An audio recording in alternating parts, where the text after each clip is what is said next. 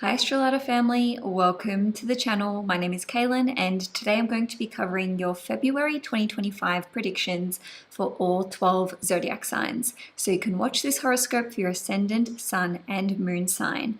I'm using tropical Western astrology to deliver this reading, and before we get into the 12 signs, I just wanted to remind you that my 2025 yearly horoscopes are available for purchase. They are all between 2 to 2.5 hours long, so a lot of time, love, and energy has gone into these horoscopes for the year ahead. If you'd like to purchase yours, you can do so by clicking on the link in the description box below. Without further ado, now let's get into the Aries horoscope. Hi Aries, Sun, Moon, and Risings. Welcome to your February 2025 horoscope. The month starts off with a major activation to your 12th house, which is Pisces. So on the 1st or 2nd of February, depending where you live in the world, we're going to have Venus conjunct Neptune in Pisces at 27 degrees. Then on the 3rd of February, Venus will conjunct the North Node at 29 degrees Pisces in your 12th house. And we do have other activations to your 12th house as well, as we're going to have the Neptune North Node conjunction, which is kickstarting off a new 16-year cycle for you, which is happening on the 23rd of February. And then on the last day of the month, we've got a new moon in Pisces in your 12th house. So the 12th house is heavily activated for you for the entirety of February. So in terms of what to expect, over the course of February, March, and April, in the short term, but then even 12 months in the long term, you're going to be starting something new as it relates to the 12th house that involves Venusian, Neptunian, and Piscean themes. So this can see you finding immense enjoyment as you explore your natural gifts and talents of an artistic kind or even an intuitive kind as well. You may feel called to surrender a relationship as you head into February and maybe even into March as well. But for others of you, this can see you working really hard at letting go of, let's say, pressure points or pain points in your close personal relationships. And I say this because of the influence of Venus. On a different note, this can see you acknowledging the love that you do have for someone or something in your life that is very important to you. So this may be a bit of a revelation as you come to realize just how much you care about someone in your life, or you care about something that you are passionate about. So on a different note, you will be guided over the course of February and March as well to assess what it is that you overindulge in, okay? Because Venus represents where we can overindulge, and Neptune in the 12th house is all about having no boundaries and no limitations. So for some of you, this can see you looking at the ways in which you may self-medicate or self-soothe. But on a different note, there can be a big focus for you on the 12th house themes such as yoga, meditation, healing, rest, or even creative works and pursuits such as writing, poetry, photography, filmography, and music. So this will be a time period where you are deeply reflective and introspective. So again, this is over the course of February and even going into March as well. So on the 4th of February, Venus is going to enter the sign of Aries. So it's going to be transiting your first house for the next 7 weeks. So it is in its pre-shadow retrograde period as of the 29th of January. So the pre-shadow retrograde period will be from the end of January and then all throughout February. Okay, so whatever is transpiring in the month of February is going to give you a bit of a precursor or a glimpse into what it is will be your primary focus as you move into March. In any case, having Venus transit your first house can indicate that you are focusing on your appearance, your diet, how you dress, how you present. So this can be how you walk, how you talk, your wardrobe, and also there's a big focus for you on love and romance and relationships. And this doesn't just have to be romantic relationships. This can be your collaborations as well, whether this is with friends, clients, and co-workers, and so on and so forth. So Venus rules over your 7th house, which is why there's this focus on relationships and collaborations, but it also rules over your 2nd house, which is related to your diet, your finances, and your resources. So there will be a big focus for you on how you nourish yourself, what your personal values are, and on trying to elevate your self-esteem and to be true to yourself and be true to these personal values that you hold. Also on the 4th of February, Jupiter is going to station direct in Gemini at 11 degrees in your 3rd house. So you may want to look at what has taken place over the last 4 months in terms of what you've been trying to advance in or trying to progress in.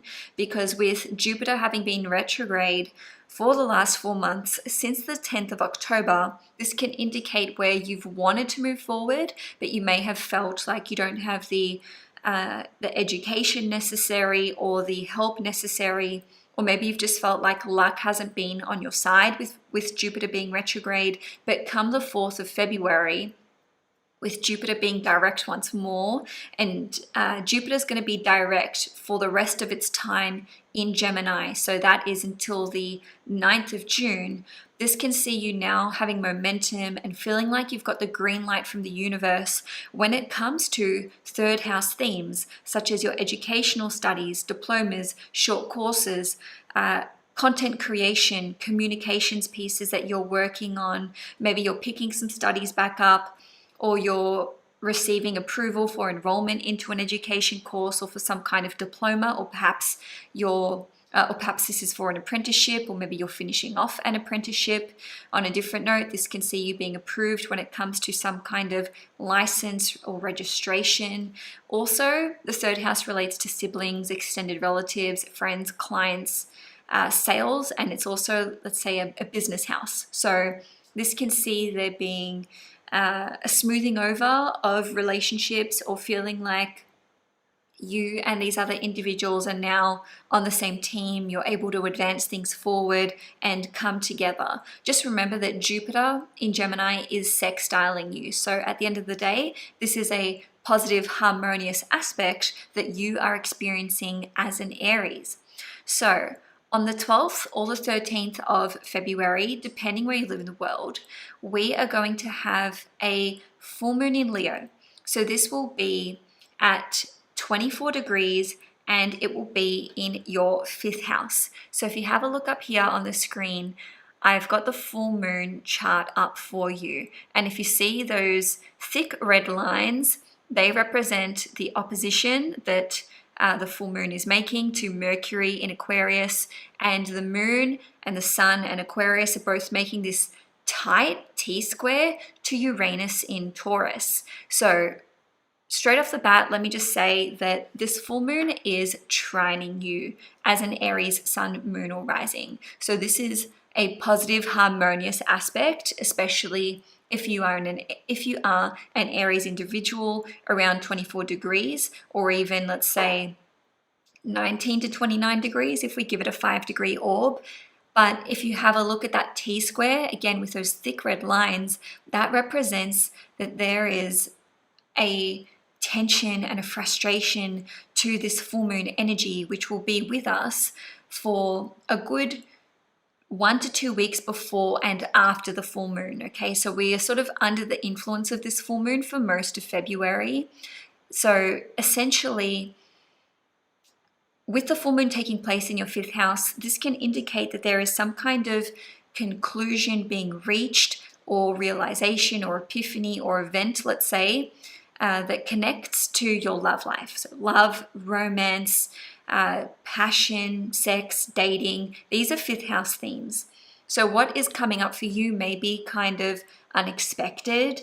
There may be, let's say, someone revealing their feelings to you that could be unexpected, or maybe you're realizing that you have feelings for another person and this could take you by surprise. On a different note, the fifth house does relate to children and pregnancy. So this could be a surprise pregnancy for some of you, but also the fifth house represents your first child's first house. So this could indicate that perhaps your child or one of your children is maybe making decisions or life choices that you find to be quite surprising, or this can just be like a bit of tension with them or a bit of an outburst that is unexpected. On a different level, the fifth house represents your creative gifts and talents as well as your own business. So if you own your own business, there may be an unexpected event or occurrence that you have to contend with or deal with, and this could really come quite out of the blue. It could relate to some backlash on social media, or in terms of, let's say, the consumers of your business or your product. But on a different note, this could indicate that you may be launching something or releasing something that relates to your business, and maybe you feel like it's a little bit premature or it's taking a bit of a risk, but you're like, no, I just need to do this and I just need to get it done. I repeat, this full moon is trining you, and also even though it's not shown on the screen, take note that the full moon is actually making a trine to Chiron at 19, is that 19 degrees? Yeah, 19 degrees. And this is in Aries, this is in your first house. So whatever is happening around this time, or whatever this full moon is ushering in, it really is for your best and highest good. So on the 23rd of February, this is when the Neptune and North Node conjunction in Pisces will take place at 28 degrees in your 12th house. We've already discussed the energy of the 12th house in Pisces and its influence over your life in your 12th house.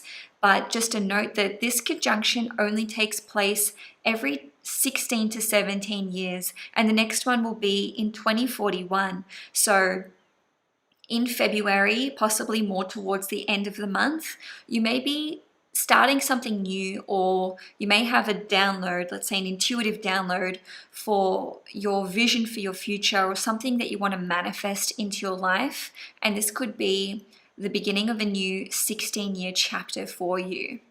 On the 24th of February, Mars, which is your ruling planet, is going to station direct at 17 degrees in your 4th house. So that means that for pretty much most of February, it's still retrograde. So this can indicate that there have been tensions that have been bubbling up to the surface with your family, maybe your parents, your children, or flatmates, or there could have been some intense frustrations when it comes to your property and living circumstances, especially if you're in the midst of a relocation or renovations to your house. But from the 24th of February onwards, Mars is direct. So this means that this area of your life, or these tensions or these frustrations, can really start to calm down. But in saying this, the post shadow period will continue until early May. So that's when you'll really be out of the woods. But given that Mars is your ruling planet, you're going to feel a lot better once Mars is direct from the 24th of February onwards. So lastly for the month, on the 28th of February, there will be a new moon in Pisces at 9 degrees, and it will be in your 12th house. As you can see here, it is conjunct Saturn, it's conjunct Mercury and the North Node and Neptune as well. Let's make that a little bit larger. So ultimately, this is not a new moon that's making a major aspect to you, but because of this heavy concentration of planets and the energy of your 12th house being activated, does indicate that something new is taking place in your life. So this can see you putting into place or trying to, let's say, refine what your higher ideals are. What are your higher principles? Maybe you're needing to set boundaries in your life or be really disciplined in some way, especially with this conjunction to Saturn. This can see you planting the seeds or taking that first step towards something that's related to the 12th house. Maybe this is going on a retreat or starting a retreat. You might be organizing it yourself. Or this could be you looking at trying to relocate to a foreign, faraway place. This new moon is making a beautiful trine. All of this Pisces energy is trining Mars, your ruling planet in Cancer. So something special is occurring in February. Some kind of new chapter is starting that is going to yield positive results for you. In any case, this can also see you focusing on perhaps yoga, meditation, your intuition, or some kind of creative project that is related to writing, poetry, photography, filmography, or perhaps music. And this can also be a time where you are getting heavily involved with charities or non-for-profits of some kind. So, Aries, that's all I have for you for your February 2025 horoscope. If you enjoyed this video, please give it a thumbs up. If you'd like to see more content on this channel, please hit the subscribe button. And also, Aries, just a reminder that my 2025 yearly horoscopes are available for sale. They're about 2 to 2.5 hours long each, and with your one, it is well worth the investment because I do a big segment on Saturn entering Aries, which is a new 29.5 year cycle for you, and Neptune entering Aries for the first time in 165 years. So Aries, thank you so much for watching. Wishing you a blessed February 2025, and I'll see you guys in my next video. Hi Taurus, Sun, Moon and Risings. Welcome to your February 2025 horoscope. February is a pivotal month for us Taurians. Yes, I'm a Taurus Sun myself. And the reason for that is that the whole month of February, Venus will be in its pre-shadow retrograde phase. And on top of that, we've got Venus making some important conjunctions at the very beginning of the month. So on the 1st or 2nd of February, depending where you live in the world, Venus is going to conjunct Neptune in Pisces at 27 degrees in your 11th house. And it will form this conjunction again in late March. Then on the 3rd of February, Venus will conjunct the North Node in Pisces at 29 degrees in your 11th house. And this conjunction will occur another 2 times in April. And really your 11th house is lit right up because we've also got a Neptune North Node conjunction later in the month and a new moon in Pisces in your 11th house. So ultimately, with the 11th house being so activated by the astrology of pretty much all of February and even some of March as well, with the Venus and Mercury retrograde that we're going to see there, this is beneficial for you because it is sextiling you as a Taurus Sun, Moon or Rising. So the Taurians who are going to benefit the most from this sextile will be those from about 24 degrees through till 29 degrees Taurus. In any case, this focus on your 11th house means that what is going to be front and center for you will be, what are my long-term goals and dreams for the future? What is my vision for my future? What projects do I want to work on? What does my community look like? Do I want to start a new community? Do I want to leave a community? Do I want to form one and, possibly even be at the helm of that? On a different level, the 11th house relates to your passive and residual forms of income, and it can also represent gains such as rewards, accolades, and even lump sums of money. So these areas, these topics, these themes will be what you are focused on for pretty much most of February, and again, even going into March and perhaps even April too. Ultimately, Venus is exalted in the sign of Pisces, and we are going to have a Venus retrograde in Aries and Pisces when we move into March. So moving along with the horoscope, on the 4th of February, Venus, your ruling planet, is going to leave the sign of Pisces and it's going to enter the sign of Aries, and it will be in Aries for the next 7 weeks, which includes its retrograde phase. With your chart ruler being in the 12th house, this indicates that this is what your primary focus is going to be on. When I say primary focus, obviously I've said that for the 11th house, so maybe we can rephrase that to dual focus on the 11th house and the 12th house as it relates to February. So this can see you focusing on things like yoga, meditation, retreats, healing, your intuitive abilities. Maybe you're going to be getting more into astrology or looking at exploring other divinatory tools and practices, whether this is you being on the receiving end of those or looking at learning them for yourself. On a different note, there'll be a big focus for you on rest and relaxation. So this is a time where you may need more downtime. You may need to be by yourself more and have more time out. And because Venus rules over your 6th house, this can see you needing to take some time off of work in order to focus on these 12th house themes, which again are healing, rest, or perhaps you're going to be focusing on some kind of creative project. And this could relate to poetry, creative writing.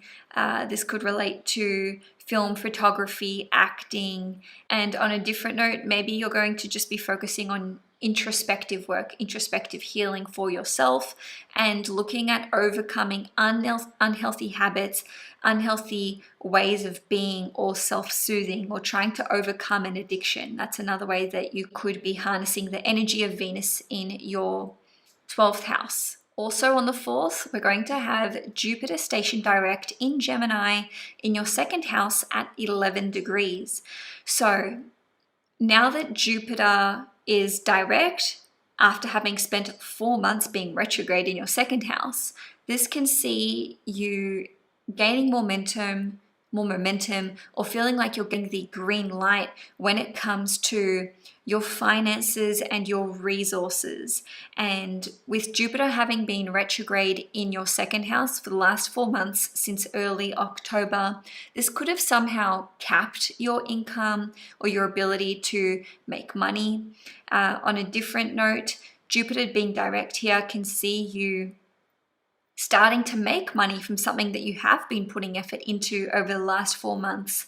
On a different note, the 2nd house does relate to diet, food, farming, and our relationship to self and our self-esteem.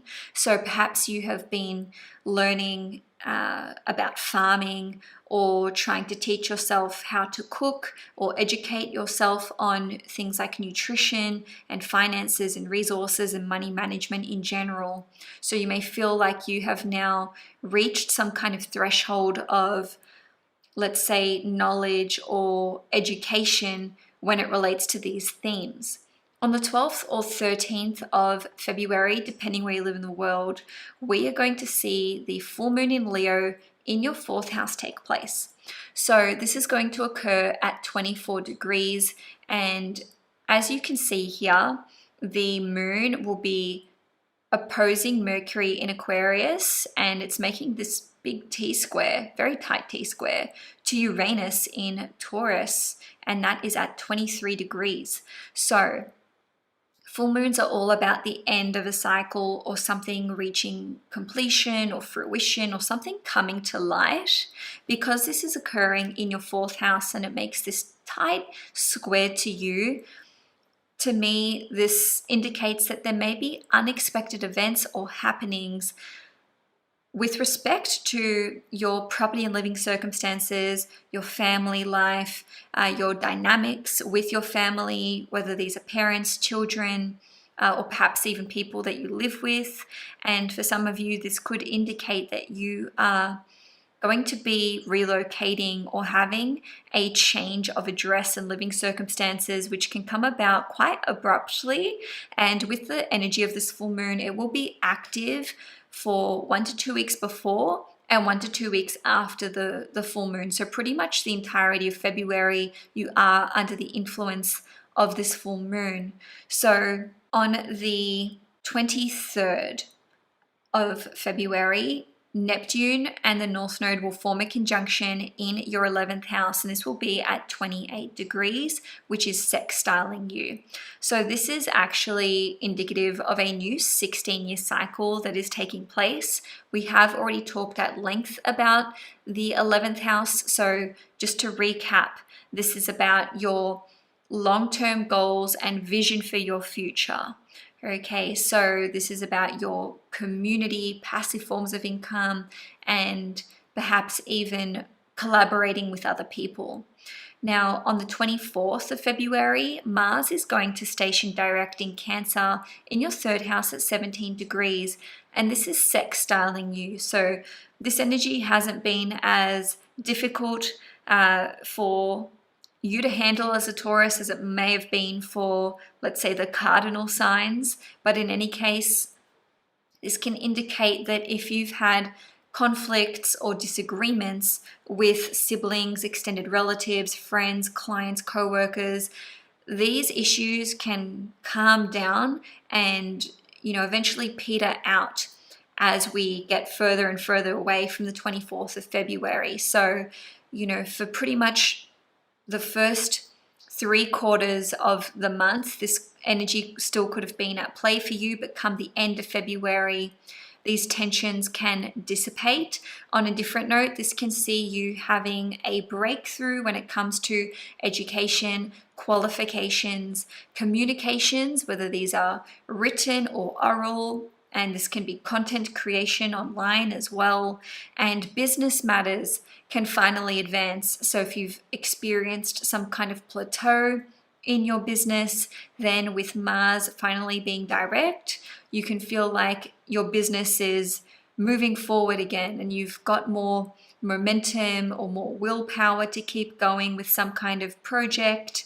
And just to give you a bit of a time frame, Mars first entered Cancer back in September 2024, and the retrograde period in Cancer started from the 6th of January in 2025. So it could have even have been on and off since September that you've felt like your relationship with friends, with siblings, or with education studies, or your business has just been up and down, or perhaps you haven't yielded the results that you wanted to in that time. But now, as we approach the end of February, it will be more smooth sailing for you in that respect.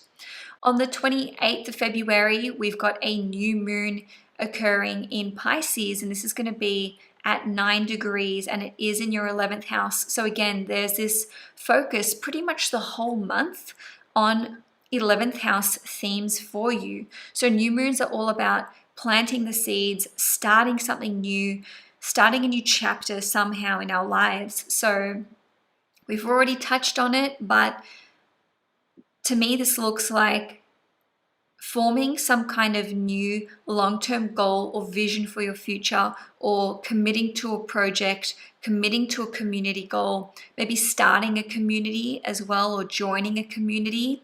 Because of this conjunction to Saturn, it looks like whatever is starting around the new moon in Pisces, which is plus or minus 1 to 2 weeks before or after, this could take you a long time, a lot of effort. It could be related to your career, it could be related to business matters, or something that requires a very heavy level of commitment from you. And I repeat, because this is in the 11th house, this is sextiling you. Okay, so the Taurians who are going to feel this new moon energy the most will be those around 9 degrees. But because of this conjunction to Saturn and Mercury and Neptune as well, it's pretty much look, I'm not even going to put degrees on it.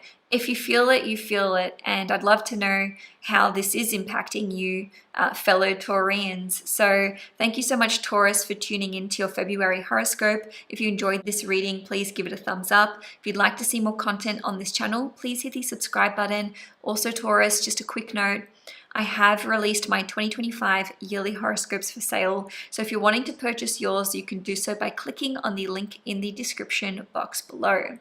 Enjoy your month ahead, Taurus, and I will see you guys in my next video. Hi Gemini, Sun, Moon and Risings. Welcome to your February 2025 horoscope. You, along with the other mutable signs, are one of the most impacted by the astrology of February. So I'm really excited to do a deep dive for you guys, especially because I'm also a Gemini myself. I'm a Gemini rising. So Gemini, the astrological energy that will be the most activated for you will be that of Pisces in your 10th house. So this is all about your public reputation, your career, how you want to be seen, the legacy that you want to create. And this is a time for leveling up for Geminis. And let's just dive into it. First of all, the 10th house energy is squaring you. So we've got Venus, Neptune in the North Node here. And later in the month, the Sun and Mercury are going to move into your 10th house as well. So the Geminis who are going to be the most heavily activated will be those between about 24 and 29 degrees. So on the 1st or 2nd of February, depending where you live in the world, Venus is going to form a conjunction with Neptune in Pisces at 27 degrees, and there will be another conjunction formed between these two planets in late March. Then on the 3rd of February, Venus is going to conjunct the North Node in Pisces at 29 degrees, and it will do so another 2 times in April. Ultimately, with Venus, Neptune, and the North Node involved in these conjunctions in your 10th house, there's this big focus here on Venusian and Neptunian themes. So this is indicative of you wanting to reinvent yourself, wanting to appear differently, wanting to focus on your higher ideals. Anything that you do that is creative in nature can be very visible around this period of time. Many of you will be going public with a relationship or a collaboration or some kind of business arrangement or client relationship that may have been under wraps for a while, or perhaps it's just a new relationship that's forming and there could be some kind of, let's say, official capacity that it is entering into, because the 10th house is all about your status and your status in an official way. Okay, so on the 4th of February, Venus is going to enter the sign of Aries in your 11th house. So it will be in its pre-shadow retrograde period for the whole of February, and this means that there's this big focus on your 11th house and its themes for the next 7 weeks, because that's how long Venus will be in Aries, and then it is going to retrograde back into Pisces in late March. So there's this focus on your long-term goals and your dreams for the future, especially as it relates to something that's artistic or creative in your life. This could be about your long-term goals with respect to starting a family or your relationship with your children, or this can be your long-term goals when it comes to your relationship. And I say this because Venus rules over your 5th house. So it's like, are we together? Where are we going? Do we want the same things? On a different note, because Venus rules your 5th house and the 5th house represents owning your own business, this can look like refining your goals or setting important new goals and objectives for your business, especially when it comes to passive and residual forms of income.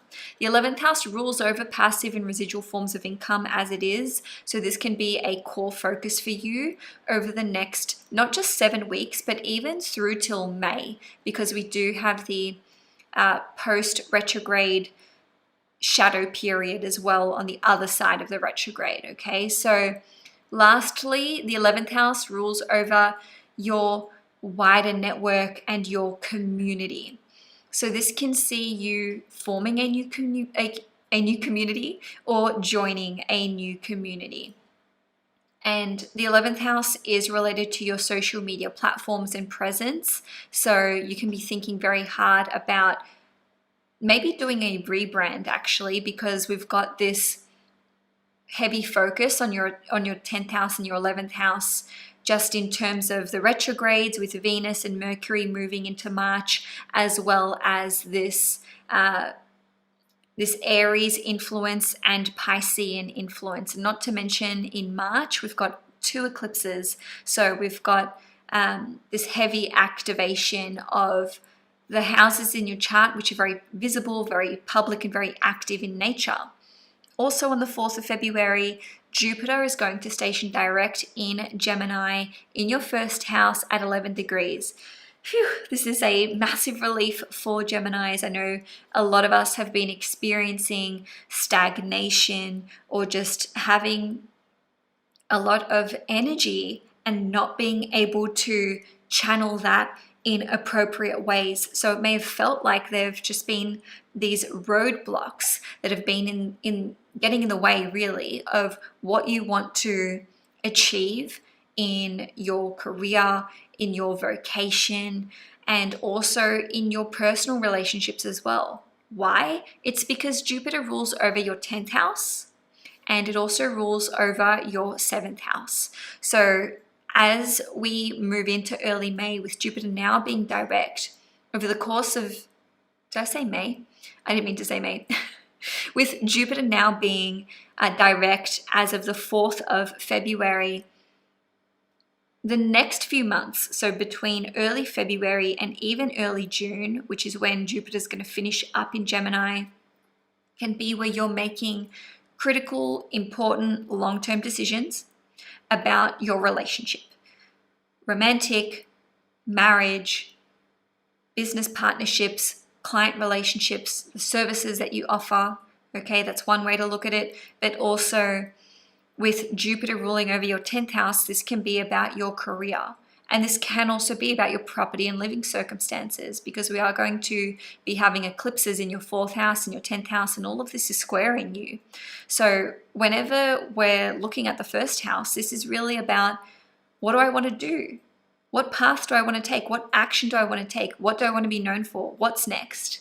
And Jupiter is about education, travel, higher knowledge, wisdom, your belief systems, spirituality, religion, politics. All of this stuff can be sort of swirling around in your mind without having these clear channels within which to direct that energy and attention, which is what I just mentioned previously. But come early February, now we can move the needle forward. Now we can advance. We've got the green light from Jupiter to go ahead. And in my personal experience, it's always after Jupiter has finished its retrograde cycle, which, by the way, this one was 4 months. So the last 4 months could have been where you've felt that frustration. So it's after Jupiter finishes its retrograde cycle that we start experiencing the blessings come through into our lives, especially when Jupiter is transiting our 1st house. So on the 12th or 13th of February, depending where you live in the world, there will be a full moon in Leo, and this is going to be in your 3rd house at 24 degrees. So it's sextiling you, which is positive, but as you can see with these red lines in the image on the screen, it's super tense, I'm not gonna lie.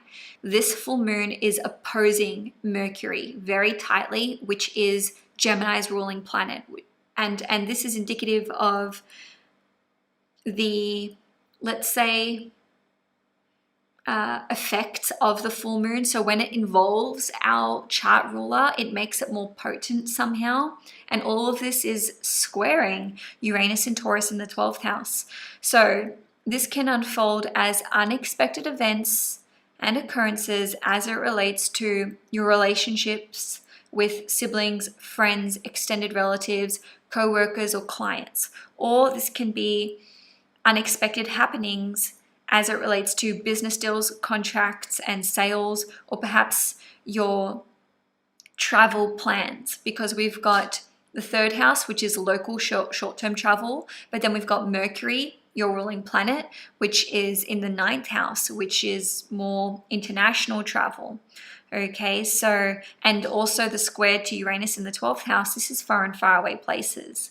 And as I'm looking at this, I'm sort of thinking about myself, because I'm meant to be traveling for a month next month. But anyway, it's not about me, it's about you guys. On a different note, this can see you perhaps having a brainwave or an epiphany when it comes to your short-term education plans. So this could be with diplomas, licenses, registrations, content creation, communications pieces. Maybe you're revealing something or launching something that's a little bit dicey, a little bit risky, and you're not too sure how it's going to be received. Now, on the 14th of February, Mercury is going to enter the sign of Pisces in your 10th house, and then on the 18th, the Sun will enter Pisces in the 10th house as well. So from the 18th of February, we're going to have this heavy concentration and activation of your 10th house. Just thought I would mention it because to me, this is just shining that spotlight on your public status and your public reputation. So anything you do around this time will be very, very noticeable. On the 23rd of February, Neptune is going to conjunct the North Node in Pisces in your 10th house at 28 degrees. So this only happens once every 16 to 17 years, and the next time will be 2041. So some of you may be taking a very important new direction in your life, and this can relate to career, relationships, government status. This can relate to creative works and projects that you put out there, and also anything to do with creativity, healing, intuition. And this is a new 16-year cycle that's starting for you. And of course, I already mentioned the Venus Neptune conjunction and the Venus North Node conjunction at the start of the month. And there's more 10th house activations and Neptunian energy to come. So I have no doubt that in February, March, and April, and even May as well, maybe to a lesser extent, you will be so laser focused on what legacy do I want to create in the world? What direction am I going in? Who do I want to be known as? What do I want to be known for? Am I happy in this career? How can I level up? How can I manifest a life that is more in alignment with me and my ideals and my higher principles? So please do take note of whatever is taking place in the month of February, because I think it's going to be really, really big for Geminis. Now, on the 24th of February, Mars will station direct in your second house at 17 degrees. So this can indicate that once you get to late February, things can slow down when it comes to expenses, a lot of bills, a lot of it's looked like there's been a lot of money that's been leaving the bank account since the start of January, because that's how long Mars has been retrograde in your second house for. So ultimately, this can indicate that you're overcoming conflicts and issues when it relates to your finances, your investments, financial resources, money management, etc., and maybe overcoming stomach issues, abdominal issues, and pain can dissipate because Cancer rules over the stomach, Mars is inflammation, and the second house is food and diet. On a different note, you can now be moving forward with generating a new stream of income or a higher level of income. And lastly, you may have achieved something important that is related to your money management, that is related to your diet, or perhaps gardening, farming, or even just being more assertive when it comes to your personal values. So lastly, for the month, on the 28th of February, we're going to have a new moon in Pisces, and this is going to be at 9 degrees in your 10th house. So again, we've got that activation to the 10th house. So as you can see, this new moon is conjunct Saturn and Mercury. Even though it's a wide conjunction, there's just such a glut of Piscean energy. We've got the moon, the sun, Saturn, Mercury. We've got Neptune here as well. That's 5 planets. And then the North Node. Something is manifesting for us Geminis in the month of February. So this can, again, I repeat, be about reinventing yourself, public status, your reputation, or maybe focused on your morals and your belief systems with Saturn here and this new moon at 9 degrees, which is the Sagittarian degree. There can be a focus here on import and export, or perhaps an opportunity to get published, or a new contract that is coming through. Maybe you are solidifying a new relationship, okay, because this new moon is squaring Jupiter in your first house, and Jupiter rules over your 7th house. So it appears that something very important and perhaps character defining or reputation defining is going to be put into motion in the month of February. And with the energy of this new moon, it will be at play for 1 to 2 weeks before the new moon, and then 1 to 2 weeks after the new moon. So Gemini, thank you so much for watching this horoscope.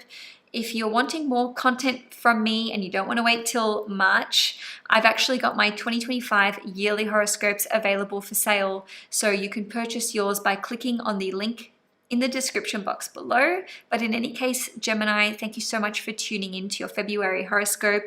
Enjoy the month ahead, and I will see you guys in my next video. Hi Cancer, Sun, Moon and Risings. Welcome to your February 2025 horoscope. The month starts off with Venus forming a conjunction with Neptune in Pisces in your 9th house at 27 degrees. So this will be occurring on the 1st or 2nd of February, depending where you live in the world. This conjunction will occur again in late March. On the 3rd of February, so the next day, we've got Venus conjunct the North Node in Pisces at 29 degrees, and Venus in the North Node will be conjunct another 2 times in April. So even later in the month, we've got the Neptune North Node conjunction in Pisces, and at the very end, we've got a new moon in Pisces in your 9th house. This is very beneficial for Cancers because all of this Piscean energy and activity in the 9th house is forming a trine to you. So some kind of new hope or faith for your life or in a certain situation is going to be restored for you in the month of February, and then even moving into March, and I would say April as well. So ultimately, the 9th house is about your belief systems, whether these are spiritual, religious, political, but then also your belief in how do I think the world even works. That is all signified by the 9th house. And also this pertains to your moral compass and your personal code of ethics. So I do have to say that you may feel like you're facing some kind of moral dilemma in the month of February. But on a different note, the 9th house is related to education, travel, publishing, import and export, and essentially seeing the bigger picture. So this can indicate that you are becoming clearer on your vision for your future, especially if this is about your property and living circumstances, love, relationships, and your family dynamics. And I say this because Venus rules over your 4th house, which represents your family and your property and living circumstances. And Venus rules over love and relationships as well. So some of you may even be finding love abroad or with a foreigner. And on a different note, some of you may be pursuing a higher level of education, maybe stepping into the role of teacher or mentor, or meeting with a very important role model, teacher, or guide in your life. Okay, so on the 4th of February, Venus is going to enter the sign of Aries. So it'll be in your 10th house for the next 7 weeks. But in the month of February, it will be in its pre-shadow period. So this is pre-retrograde shadow energy at play. So this can indicate that you're wanting to focus on who am I in the world, your public image, your appearance.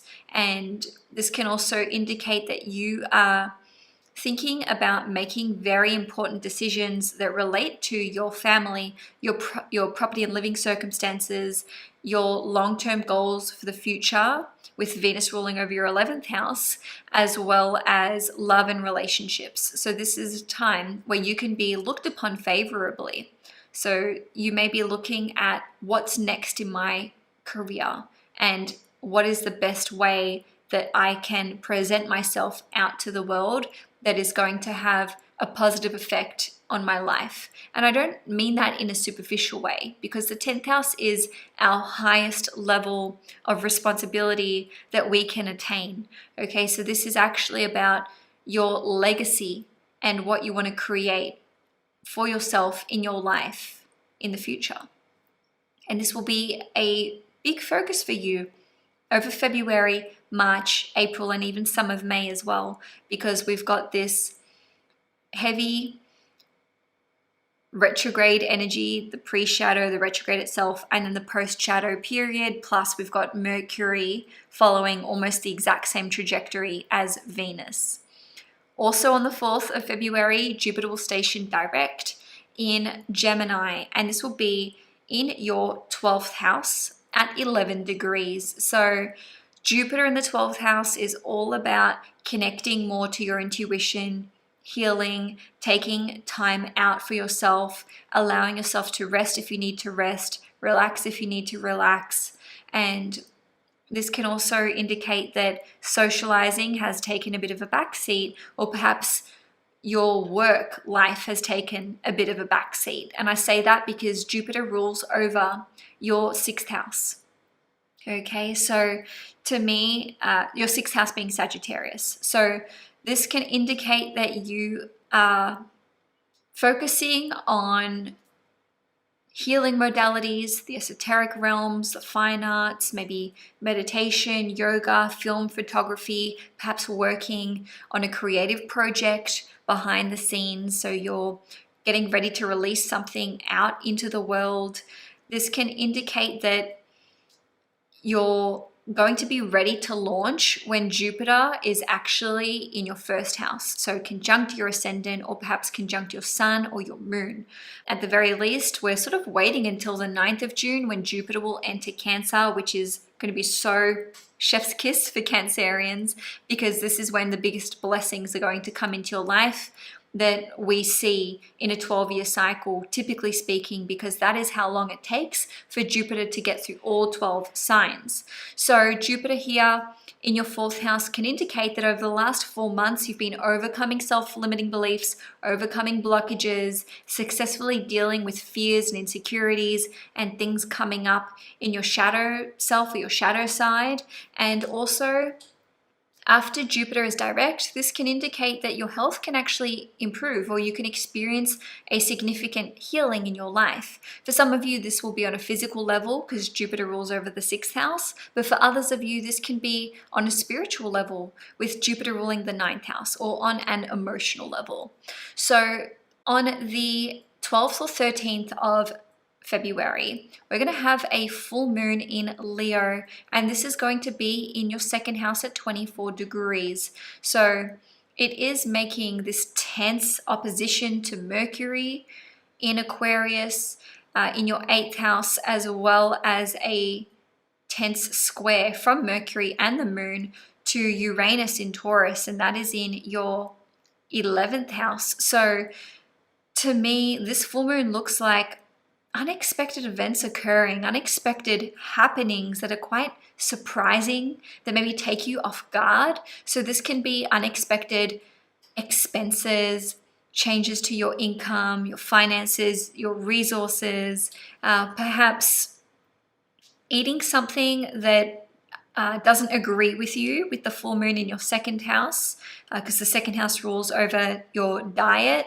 So just be mindful of not accidentally consuming something that you are allergic to. On a different note, this can indicate that you are having a real sudden shift when it comes to your personal values, your self-esteem, how you nourish yourself. And the term that comes to mind is rude awakening, but it's in a good way, because look, we've got Saturn in Pisces trining Mars in Cancer in your 1st house. So to me, it's like, oh my God, what have I been doing? Why have I been denying myself this? Or why have I been consuming this diet? It's like a wake-up call is the term that's also coming to mind. A rude awakening and a wake-up call where it's like, I need to respect myself more. I need to respect my body more. I need to focus more on my diet, my finances, my income, and, you know, put in the hard work to ensure that I'm going to have the kind of future that I want to have. Because don't get me wrong, Saturn trining Mars is all about putting in that hard work and wanting to stabilize something in your life and create a very firm, very solid foundation.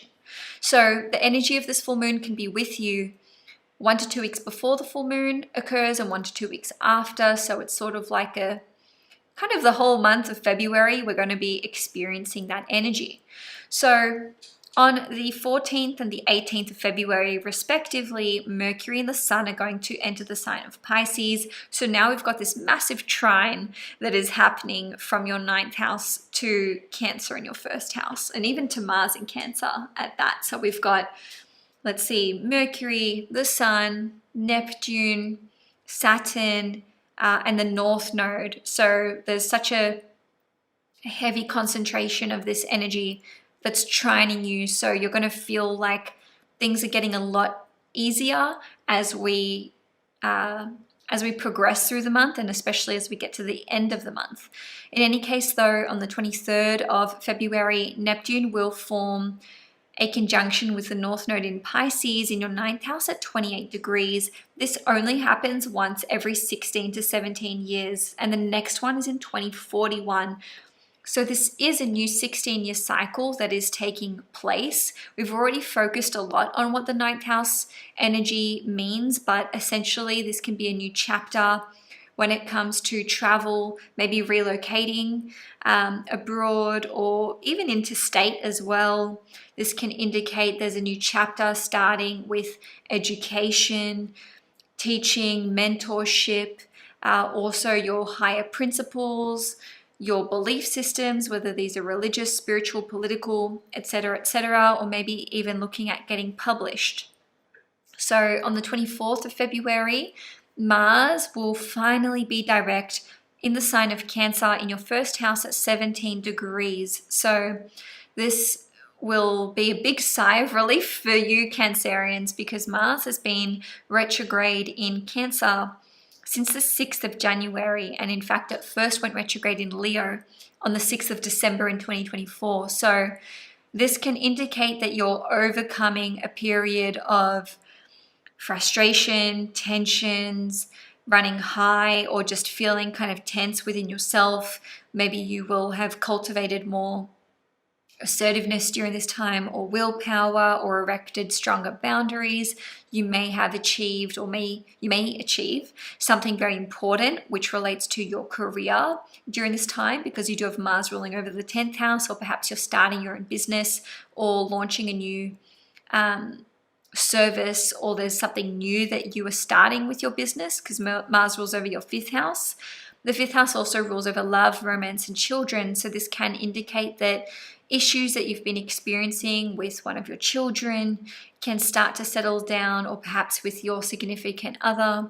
And there can just be an improvement in your sex life as well, if that's been a little bit dry over the last few months. But basically, Mars being direct in your 1st house indicates that you have the energy, you have the assertiveness, you have the willpower and the stamina to now move forward with your goals and objectives, especially ones that you sort of initiated or started around late last year, even as early as September though, because that's when Mars first entered Cancer. So on the 28th of February, we're going to have a new moon in Pisces, and this is going to be at 9 degrees. So more 9th house activity.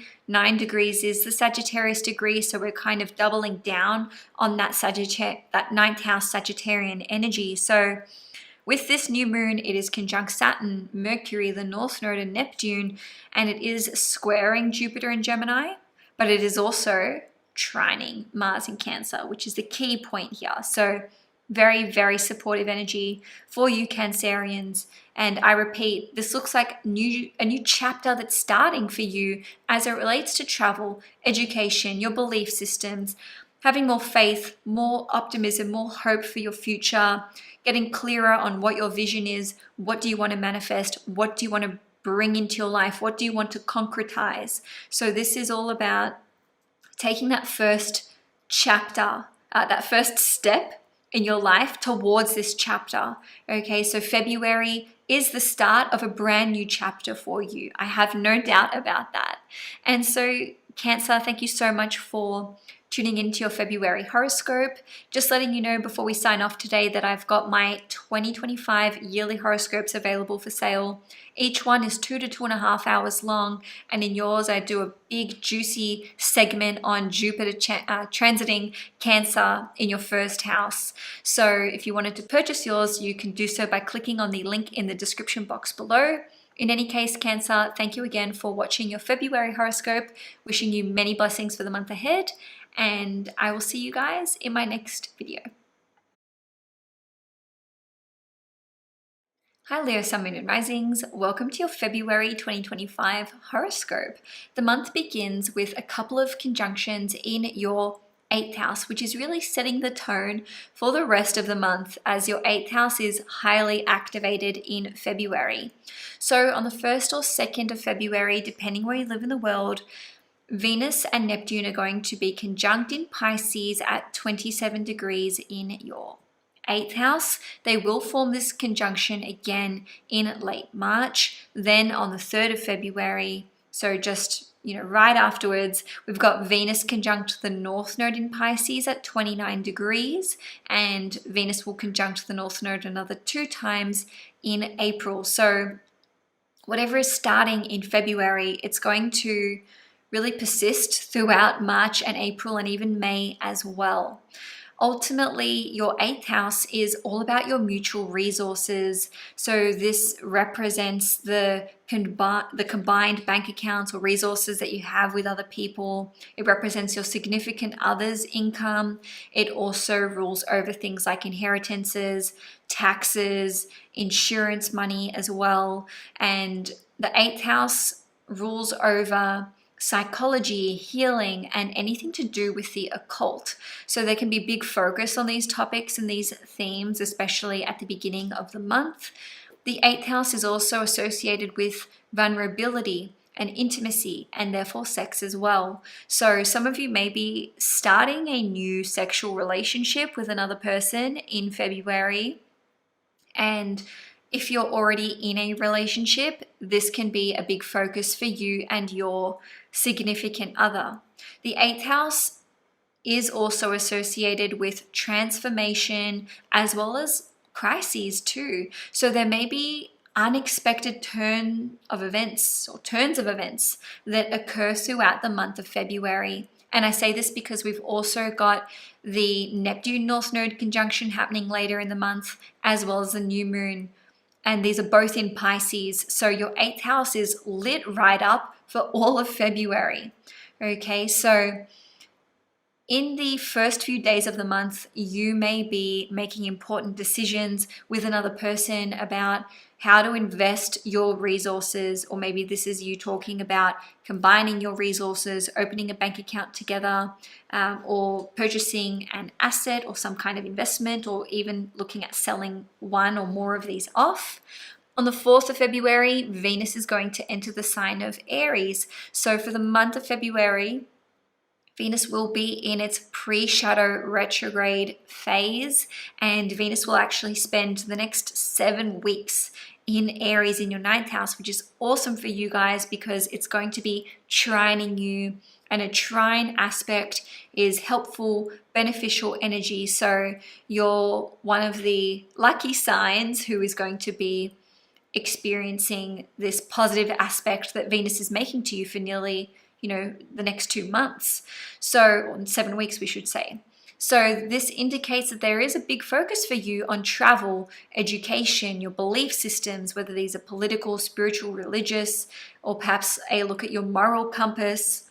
You may experience some kind of moral dilemma, especially as it relates to your career with Venus ruling over your 10th house, and perhaps your co-workers with Venus ruling the 3rd house, or maybe even siblings or relatives or your friendship group. The ninth house rules over legal matters, import and export, publishing, as well as your, let's say, long-term vision for your future. Okay, the 11th house is more like your long-term goals and projects, but the ninth house is what's my vision, what direction am I heading in, as well as your sense of optimism and faith. So Venus spending the next 7 weeks in your ninth house indicates a strong focus on these themes in one way or another. Most likely, more than one of these themes will be coming up for you over the course of February and March, and maybe even a look into May or April and May as well, because we've got this long post-shadow period. In any case, though, Venus will bring some kind of blessing into the house that it is transiting, or some kind of benefit. So this can indicate that you are advancing with your education studies, that you are ascending to a higher level of knowledge when it comes to your belief systems. This can indicate that you are maybe setting up an import-export business, or looking at getting work of yours published. So this could be peer-reviewed, maybe content creation that is reaching a large audience, or getting a book published or something of this nature. Also on the 4th of February, Jupiter is going to station direct in Gemini in your 11th house at 11 degrees. So Jupiter is sextiling you as a Leo sun, moon, or rising, which means this is another positive aspect that you are receiving in the month of February. So Jupiter is all about expansion and growth. And because it's been retrograde for the last 4 months in your 11th house, so this is from the 10th of October 2024, you may have felt like you haven't been able to advance as much as you wanted with your long-term goals and dreams, with passive forms of income, with raising money with investors, or perhaps a social media platform, or something that you've innovated, or that you're looking at inventing. So there may have been some blockages or obstacles here. Saturn is about obstacles and blockages, whereas Jupiter is about growth and expansion. But when Jupiter is retrograde, we can feel like we want to advance and we want to progress, but we're just not reaching those heights, or it can feel like there's a bit of a ceiling, or like a threshold that's impossible to push past, no matter how much energy and effort we put into that. But what I'm saying is you're getting the green light with this now, with Jupiter stationing direct on the 4th of February. So you watch from early February as we progress through till early June, Jupiter being direct in motion in Gemini in your 11th house. Have a look at how you are expanding your wider network, meeting more people, making more friends, maybe healing relationships with friends that you've been out of touch with. You will be able to earn a higher level of passive income, or maybe you're looking at generating a passive form of income in this time. And this can actually look like getting a lump sum of money or some kind of bonus coming through in the next few months. So my fingers are crossed for you that occurs. In any case, let's move on. On the 12th or 13th of February, depending where you live in the world, there will be a full moon in Leo at 24 degrees. The Leos who will feel this the most will be about 19 to 29 degrees with a 5-degree orb. But, if you're a Leo, you are going to feel it. Okay, so it does need to be noted that this full moon is making a couple of super tense aspects. The full moon is opposing Mercury at 26 degrees Aquarius in your 7th house, and both the moon and Mercury and the sun are forming this super duper tight T-square with Uranus in Taurus at 23 degrees, and this is in your 10th house. So it's activating these cardinal houses for you, these angular houses. And to me, when I see this occur, it looks like action is taking place. We're seeing something manifest in the 3D. This isn't just concepts in the ether or in the idea realm. This is actual tangible results. And so because of the nature of this full moon aspecting Uranus, this does look like shocking events, something unexpected, something I wasn't planning for or anticipating. And this can relate to your career.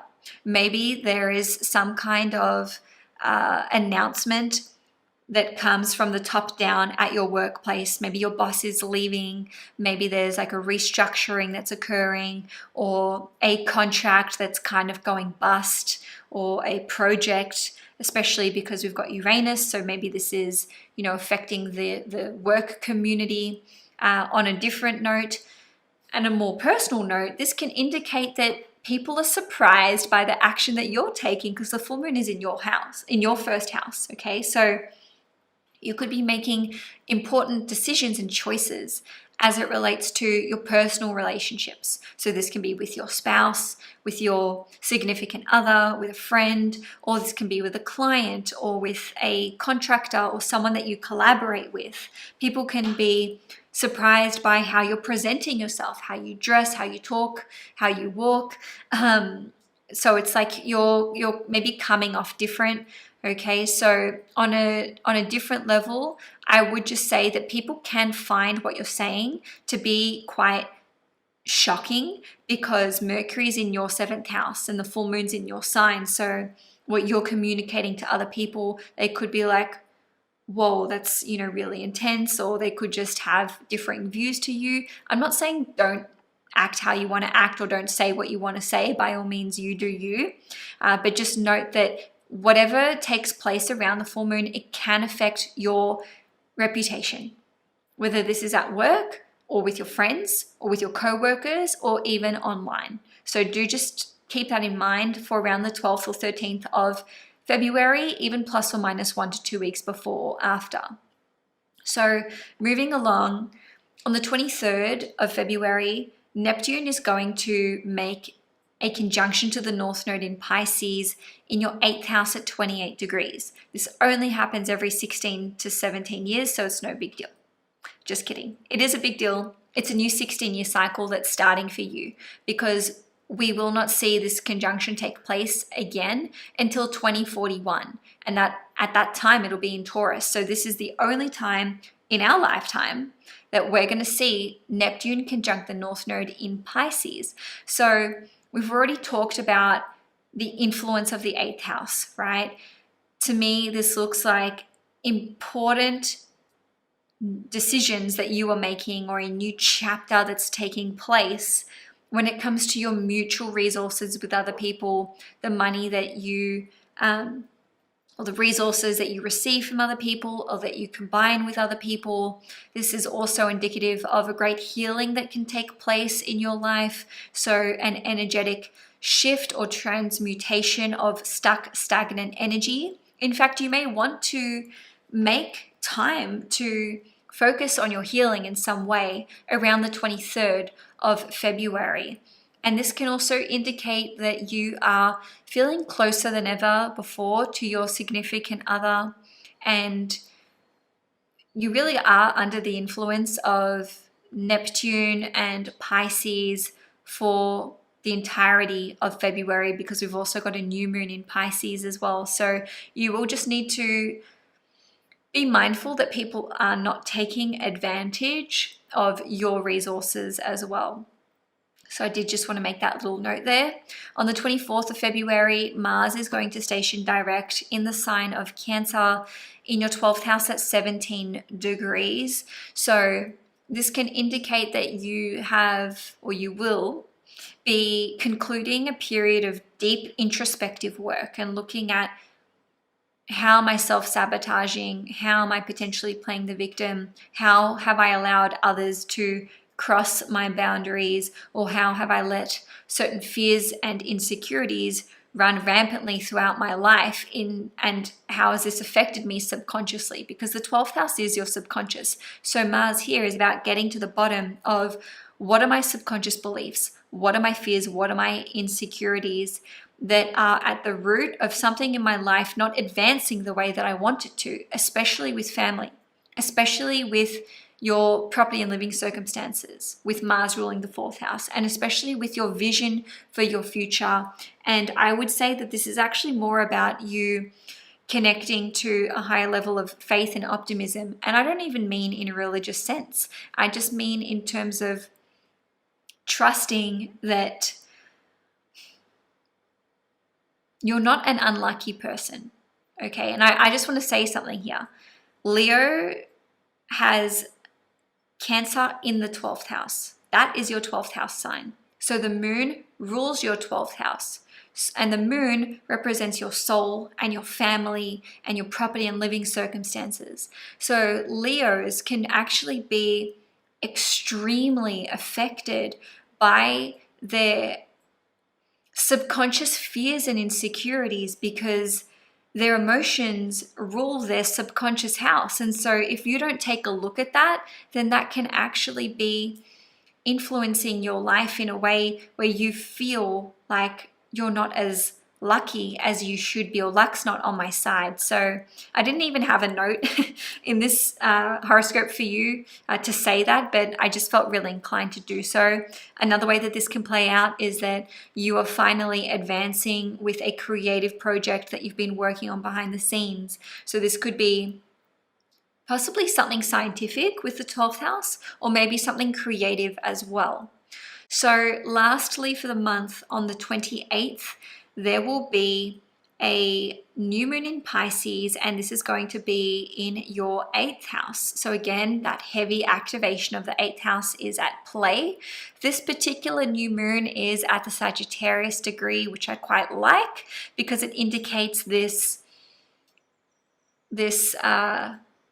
focus on being more optimistic and having a more, I'm going to use the word optimistic again, a more optimistic mindset, especially when it comes to things that you may have previously felt quite fearful about with that 9th house energy. In any case, new moons are all about planting the new seeds and starting a new chapter. So this can indicate that you are looking at combining your resources with another person, investing in something with another person, whether this is an asset, a house, property, land, or perhaps you are going to be gaining access to someone else's resources on a different level. This can indicate that you are focusing on maybe drawing up a will or investing in insurance for your house or your car or something of this nature.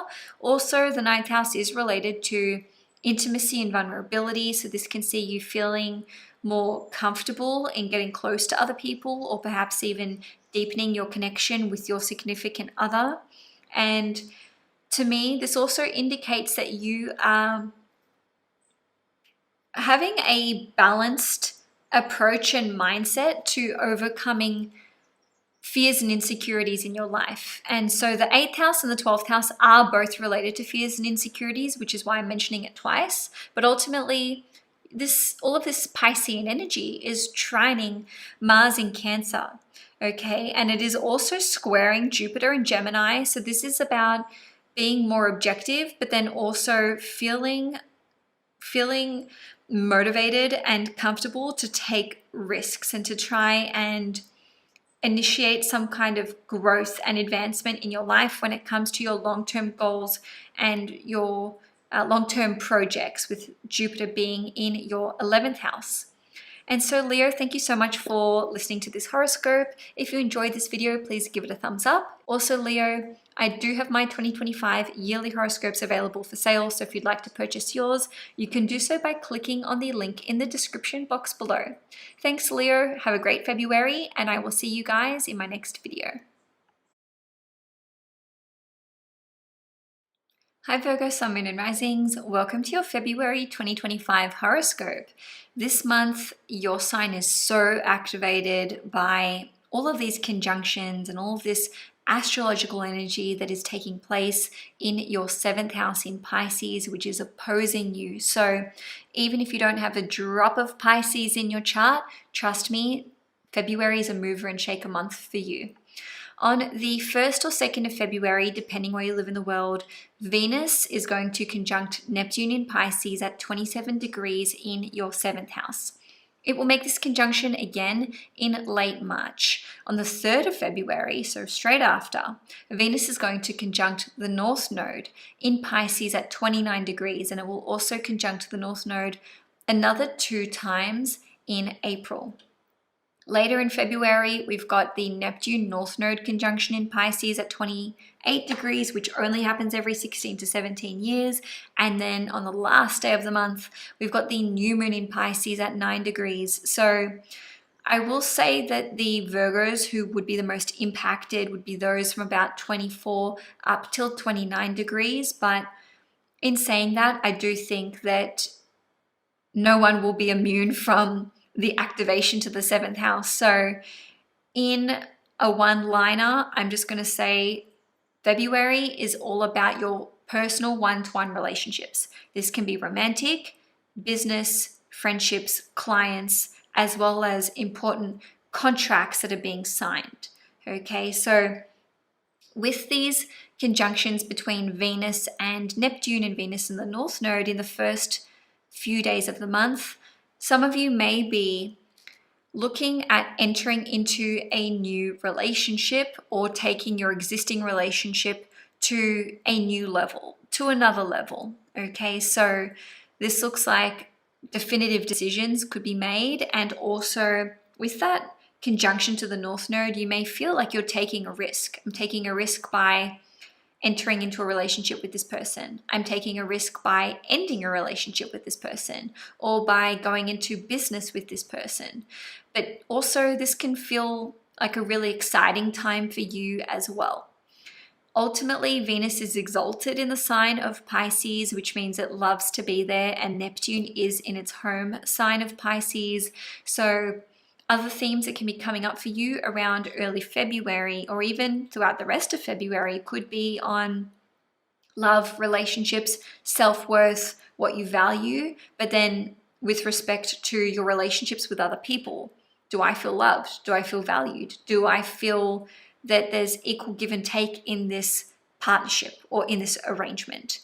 Also, there can be big themes around healing, forgiveness, tolerance, but then also guarding against, where am I feeling like I'm being victimized, or is this person that I'm in a relationship with kind of gaslighting me or acting like the victim? So there can be a big question mark over boundaries when it comes to your relationship, your one-to-one relationships in general. Okay, and again, these can be romantic, with a business partner, etc., etc.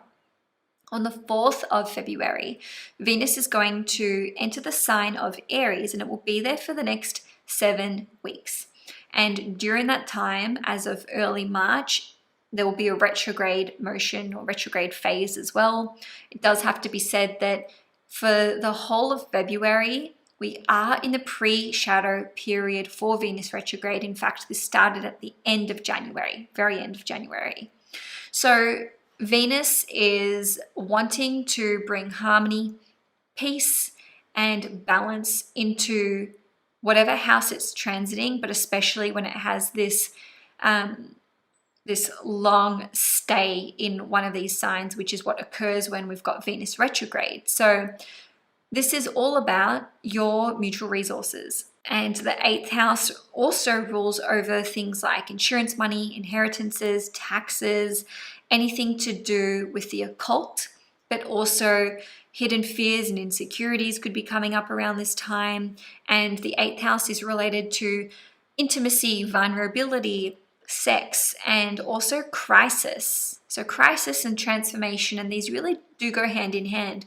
So for you guys, Venus, well, for us, because I'm a Virgo moon, Venus rules over the 2nd house. So that's where we've got Libra, and this represents personal income, finances, resources, money management, possessions, valuables, personal values as well. And then it rules over your 9th house, which is where we've got Taurus. And so this is our higher values, principles, our belief systems, as well as travel and education. So with Venus being in your 8th house, there may be unexpected changes that tie in those themes of those 2 houses. So unexpected changes or transformation of your personal income, your finances, your resources, your possessions, your valuables, as well as diet and anything that is a priority for you. And then we've also got maybe unexpected changes as it relates to travel, visas, any education program that you are enrolled in, etc., etc. And also it could just be that your beliefs as it pertains to these themes is shifting, and that is transforming and changing. So it's like my attitude to money, my attitude to diet, my attitude to resources, all my belief systems are changing, my religious beliefs, my spiritual beliefs, and so on and so forth. So also on the 4th of February, Jupiter is going to station direct in Gemini in your 10th house at 11 degrees. This is good news for all of us, because when Jupiter is retrograde, as it has been the last 4 months, we can feel kind of constipated in wanting to take action and see growth and expansion and just have new experiences and go on adventures. And Jupiter retrograde is like denied for 4 to 5 months every year, because you need to learn more, you need to focus more, you need to understand the principles and the theory before you take action. So that's what we've been experiencing. But from early February, Jupiter is direct. So then these things can move forward. We're moving the needle forward. And Jupiter is squaring you as a Virgo sun, moon, or rising, especially at 11 degrees. Okay, but in any case, this is all about your clarity of vision, because Jupiter is like, where am I going? What's the target? What are my higher principles? What are my higher values? I'm searching for the truth. I'm searching for expansion and growth and adventure. And so Jupiter in the 10th house can indicate that you're wanting this for yourself with respect to your public status in your career, because that's what the 10th house is related to. But also, let's not forget, Jupiter rules the 4th house and the 7th house. So this is about moving things forward with family dynamics, maybe starting a family, property and living circumstances, relationships. Are we doing this? Are we not doing this? Are we, going to get engaged? Are we going to get married? Are we going to move in together or start a family or travel? Are you with me? Are you coming with me on this, or am I going my own separate ways? Or are we going our own separate ways, I mean to say. So this can see you taking on a higher level of leadership, more responsibility at the workplace, being known for the work that you're doing, being looked upon favorably for what you are releasing out into the world. And for some of you, you may be signing important contracts with clients, with work, new boss, a new company, a new organization that you're working for. Or maybe this is signing a new rental agreement or contracts when it comes to property, to buy, to sell, etc. And some of you may be announcing an engagement or getting married around this time, or finding out that you're a parent around this time, or announcing that you're expecting, or perhaps finding out that you're going to be a grandparent around this time. And I want to give this a bit of a buffer. Okay, so Jupiter will be direct in Gemini from the 4th of February until the 8th of June. So this is where we can see things moving forward when it comes to these topics. On the 12th or 13th of February, depending where you live in the world, there will be a full moon in Leo. So this is going to be taking place at 24 degrees in your 12th house. So it's a very subconscious house. It's a very hidden house. You may feel like things are happening or shifting beneath the surface that's not really clear to other people.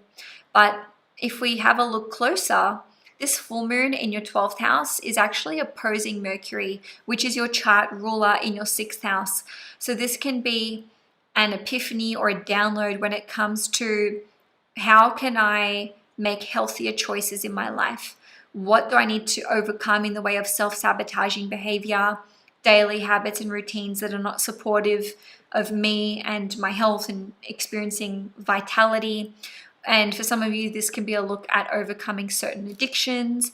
For others of you, because this full moon in the 12th house is squaring Uranus in Taurus in the 9th house, this could be unexpected happenings that relate to your travel plans whether these are interstate or abroad, or perhaps this is to do with your plans for education. Okay, so on a different note, you may have a really profound experience that occurs during meditation or during your yoga practice, which is also represented by the 12th house. So on the 12th of February, Mercury, your chart ruler, will enter the sign of Pisces. And then on the 18th of February, the Sun will enter Pisces in your 7th house. So from mid-month onwards, there's such a heavy focus, astrologically speaking, on your 7th house. So February in general, but especially the second half of February, is all about your relationships with other people. Are they in balance? Do I want to be friends with this person? Do I want to work with that person? What services do I want to offer? Or maybe you are engaging the services of other people that can turn out to be quite life-changing in some way. On the 23rd of February, Neptune and the North Node are going to form a conjunction in Pisces in your 7th house at 28 degrees. This is a new 16-year cycle that is occurring. This conjunction only occurs every 16 to 17 years, so it is very rare. And this can indicate that there's an important new chapter that is taking place when it comes to your contracts that you're signing with another person, a new collaboration, a business partner, or an important direction that you and your significant other are choosing to move in. Okay, so on the 24th of February, Mars will station direct in Cancer in your 11th house at 17 degrees. So this is sextiling you, which is super beneficial and helpful. And ultimately, Mars has been retrograde since the 6th of December in 2024. And it's been retrograde in Cancer specifically since the 6th of January in 2025. So this can indicate that things can calm down and relax, and let's say that the tension can dissipate when it comes to your relationship with older siblings, and also any communities that you're part of or wider networks that you are part of. This can see you advancing forward with a long-term goal or project of yours, or just having clarity about what direction to move in when it comes to a long-term goal or project.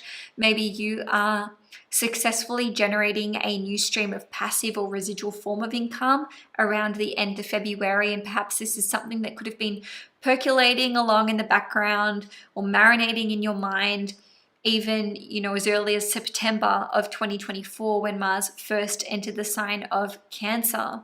So if you've been struggling to raise money when it comes to investors, or just move things forward with people that you collaborate with, you can start to have more success in this department as we get to the end of February and beyond. It does need to be stated, though, that the Mars post-shadow retrograde period will persist until early May. So that's when things can really move forward for you, Virgos.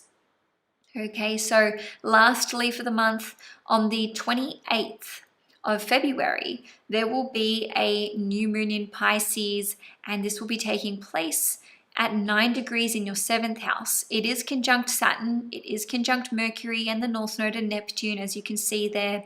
It is all squaring Jupiter and Gemini in your 10th house, but fortunately it's making a beautiful trine to Mars in Cancer in your 11th house. So there's a lot of repetition here just because we do have such a strong activation of your 7th house, but ultimately this can indicate that there's an important new chapter that is starting when it comes to relationships, contracts, collaborations, services, and your agreements and obligations to other people. Also, this could indicate that there's an important new chapter that is starting in the life of your significant other or in the life of your second born child, because your 7th house represents their first house. Okay, so the energy of the new moon will be with you 1 to 2 weeks before the new moon and 1 to 2 weeks after.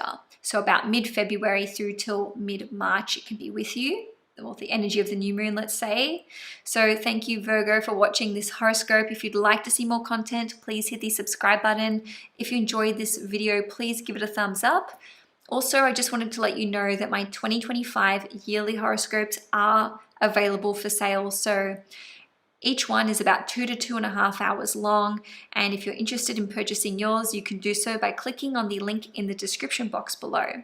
Thanks again, Virgo, and wishing you an amazing month ahead. Hi Libra, Sun, Moon and Risings. Welcome to your February 2025 horoscope. It's a really big month for Libras for a few different reasons, but let's just dive straight in, shall we? On the 1st or 2nd of February, depending where you live in the world, Venus, which is your chart ruler, will conjunct Neptune in Pisces at 27 degrees, and it will actually make this conjunction again in late March. Then, just 1 or 2 days after, we've got Venus conjunct the North Node in Pisces at 29 degrees, and it will make this conjunction another 2 times in April. Okay, so not to mention Venus is in its pre-shadow retrograde period for the entirety of February. So ultimately, Libra, there's so much change that is coming into your life in February, March, and April as well. And I say that because we've got the retrograde period for Venus, which is occurring in March and April. Okay, so the fact that Venus is conjunct Neptune in Pisces in your 6th house and then conjunct the North Node in Pisces in your 6th house indicates that your 6th house is super activated for you in February. And we've got another conjunction happening later and a new moon there. So February is all about your health, your daily habits, your routines, your exercise regime, as well as what you're doing for work, as well as life admin, perhaps even looking at employees, and ultimately how you can be of service in a way that is meaningful to you. So to have Venus conjunct Neptune and then the North Node here in the 6th house can indicate that you are wanting to look at making healthier choices. And this can be for yourself, in love, romance, or in terms of how you nourish yourself, in terms of resource management, and maybe even a look at overcoming self-medicating or perhaps even addictions as well. Venus conjunct Neptune in the 6th house is also asking you to look at where in your life you are not enforcing your boundaries. Where in your life are you overindulging in a way that is perhaps becoming unhealthy or unsustainable? Because the 6th house really is all about your health. But just know that Venus is exalted in the sign of Pisces. It loves to be in the sign of Pisces. And so if you have struggled with health, with your daily habits, with your routines, if you have struggled with exercise, if you have struggled with work, and maybe this is the workplace in general or the kind of work that you do or your work schedule, then all of this is up for review. All of this is up for a new start and a new chapter coming through for you in the month of February. And I'll just say one last thing on this. Venus and Neptune conjunct in your 6th house is supportive of you doing work that's meaningful, that's artistic, that's creative, that is something that ignites your soul, that you're happy about, that you enjoy. You know, this conjunction in your 6th house is saying, we want you to enjoy the work that you do. We want you to enjoy good health. We want you to enjoy advocating for yourself and not letting other people take advantage. So that's a very big focus for Libras and an important lesson that will be learned through February, March, and April, and even May as well. So on the 4th of February, Venus, again, your ruling planet, is going to enter the sign of Aries. So it's going to be transiting your 7th house for 7 weeks. Okay, so when Venus has a retrograde cycle in one of our houses, especially if we're a Libra or a Taurus, with Venus being the chart ruler, it will manifest something in that house. It will. Okay, and it will also bring balance and harmony and peace to an aspect of whatever that house rules over in our life. Okay, so for you guys, there's a strong focus for the next, it's not even 7 weeks. It's honestly February, March, April, and May because of the post-shadow period. So there's a strong focus on your relationships, whether this is with someone you collaborate with, your clients, your let's say, your significant other as well.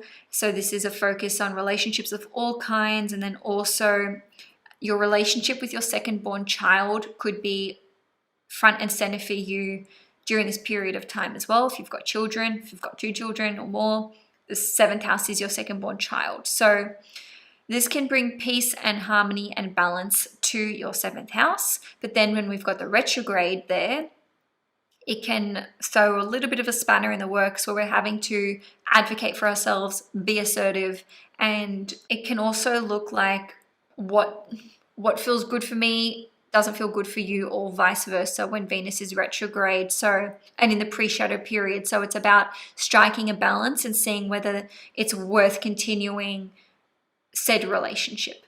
Okay, so on the 4th, also on the 4th of February, Jupiter is going to station direct, and this will be in Gemini in your 9th house at 11 degrees. This is super supportive of you guys because Jupiter is trining you. And now that it is direct, it's not this like, you know, let's say, it's not this pushing a boulder up a hill kind of energy, because sometimes when Jupiter is retrograde, we can have all of this energy and excitement and motivation to like start something or channel our energy into something.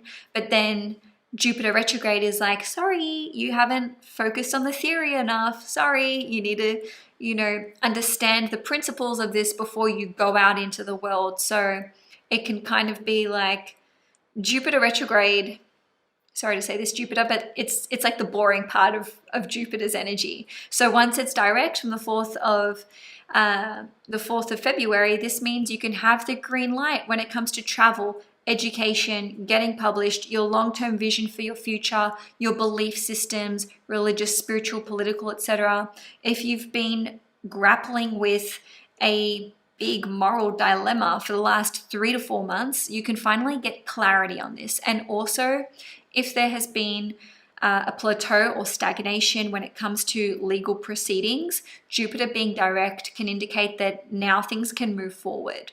Okay, or there can maybe be, let's say, a revelation when it comes to court case dates or the legal response of, you know, whatever you're dealing with. All right, so on the 12th or 13th of February, depending where you live in the world, there will be a full moon in Leo at 24 degrees and it will be sextiling you. So fortunately for you, you've got Jupiter trining you, the full moon sextiling you, which is helpful energy.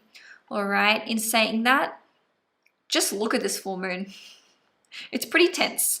All right, so it is opposing Mercury in Aquarius and it is squaring. There's this heavy T-square to Uranus in Taurus. All right, so because this is occurring in your 11th house, which is still like a lucky beneficial house for you, it could be that there are unexpected happenings or occurrences that relate to your long-term plans for the future, passive and residual forms of income, your relationship with an older sibling or older siblings, as well as certain community involvement or friendships as well. So ultimately, the nature of this full moon is that it is impactful, quick, tense, unexpected, and it can indicate some kind of like sudden cutoff in communication or cutting ties, or like a massive unexpected pivot. But also this full moon is trining Chiron in Aries. So whatever is happening, it's for your best and highest good. It's helpful, it's healing, and that's something that we should keep in mind.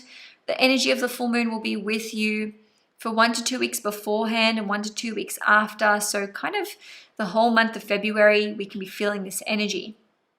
On the 23rd of February, Neptune will conjunct the North Node in Pisces in your 6th house at 26 degrees. And this conjunction only happens once every 16 or 17 years. We will not see it again until 2041. And we certainly won't see it again in the sign of Pisces in this lifetime. So the North Node wants to bring something new to the house that it is transiting. And so this can look like new work, new job, something new happening with pets. This can indicate that you may be getting involved in a charity, or you can be approved for a big loan. This can indicate that you are taking a whole new direction with your health and with your exercise regime, and again with what you're doing for work and how it is that you want to be of service. So please take note of whatever is happening in the month of February. On the 24th of February, Mars will station direct in Cancer in your 10th house at 17 degrees. Mars has been squaring you retrogradedly, made that word up just then, since the 6th of January. Okay, so it's not easy to have Mars square us or conjunct or opposing us, and it's doubly not easy, or I should say difficult, when Mars is retrograde. But ultimately, this looks like there can be massive progression and career growth. So maybe you, around this time, are attaining a promotion, achieving a career goal, maybe issues in the workplace when it comes to your relationship with your boss or someone who's in a position of authority can start to calm down. On a different note, with Mars ruling over your 7th house, if there's been question marks over my relationship, what direction are we going in, what's happening with us, you can really start to get answers after Mars is direct. Again, this is on the 24th of February onwards, although you may not know exactly where you stand or where you're headed until even early May, which is when the Mars retrograde post-shadow period will conclude. So if things have been up in the air in your relationship, let's just say it can look like you have more clarity with this as we get further and further away from the 24th of February. On a different note, this can indicate that there is a change in your public status or reputation, or maybe even when it comes to your personal income. So you may achieve some kind of important goal or objective there with Mars ruling over your 2nd house.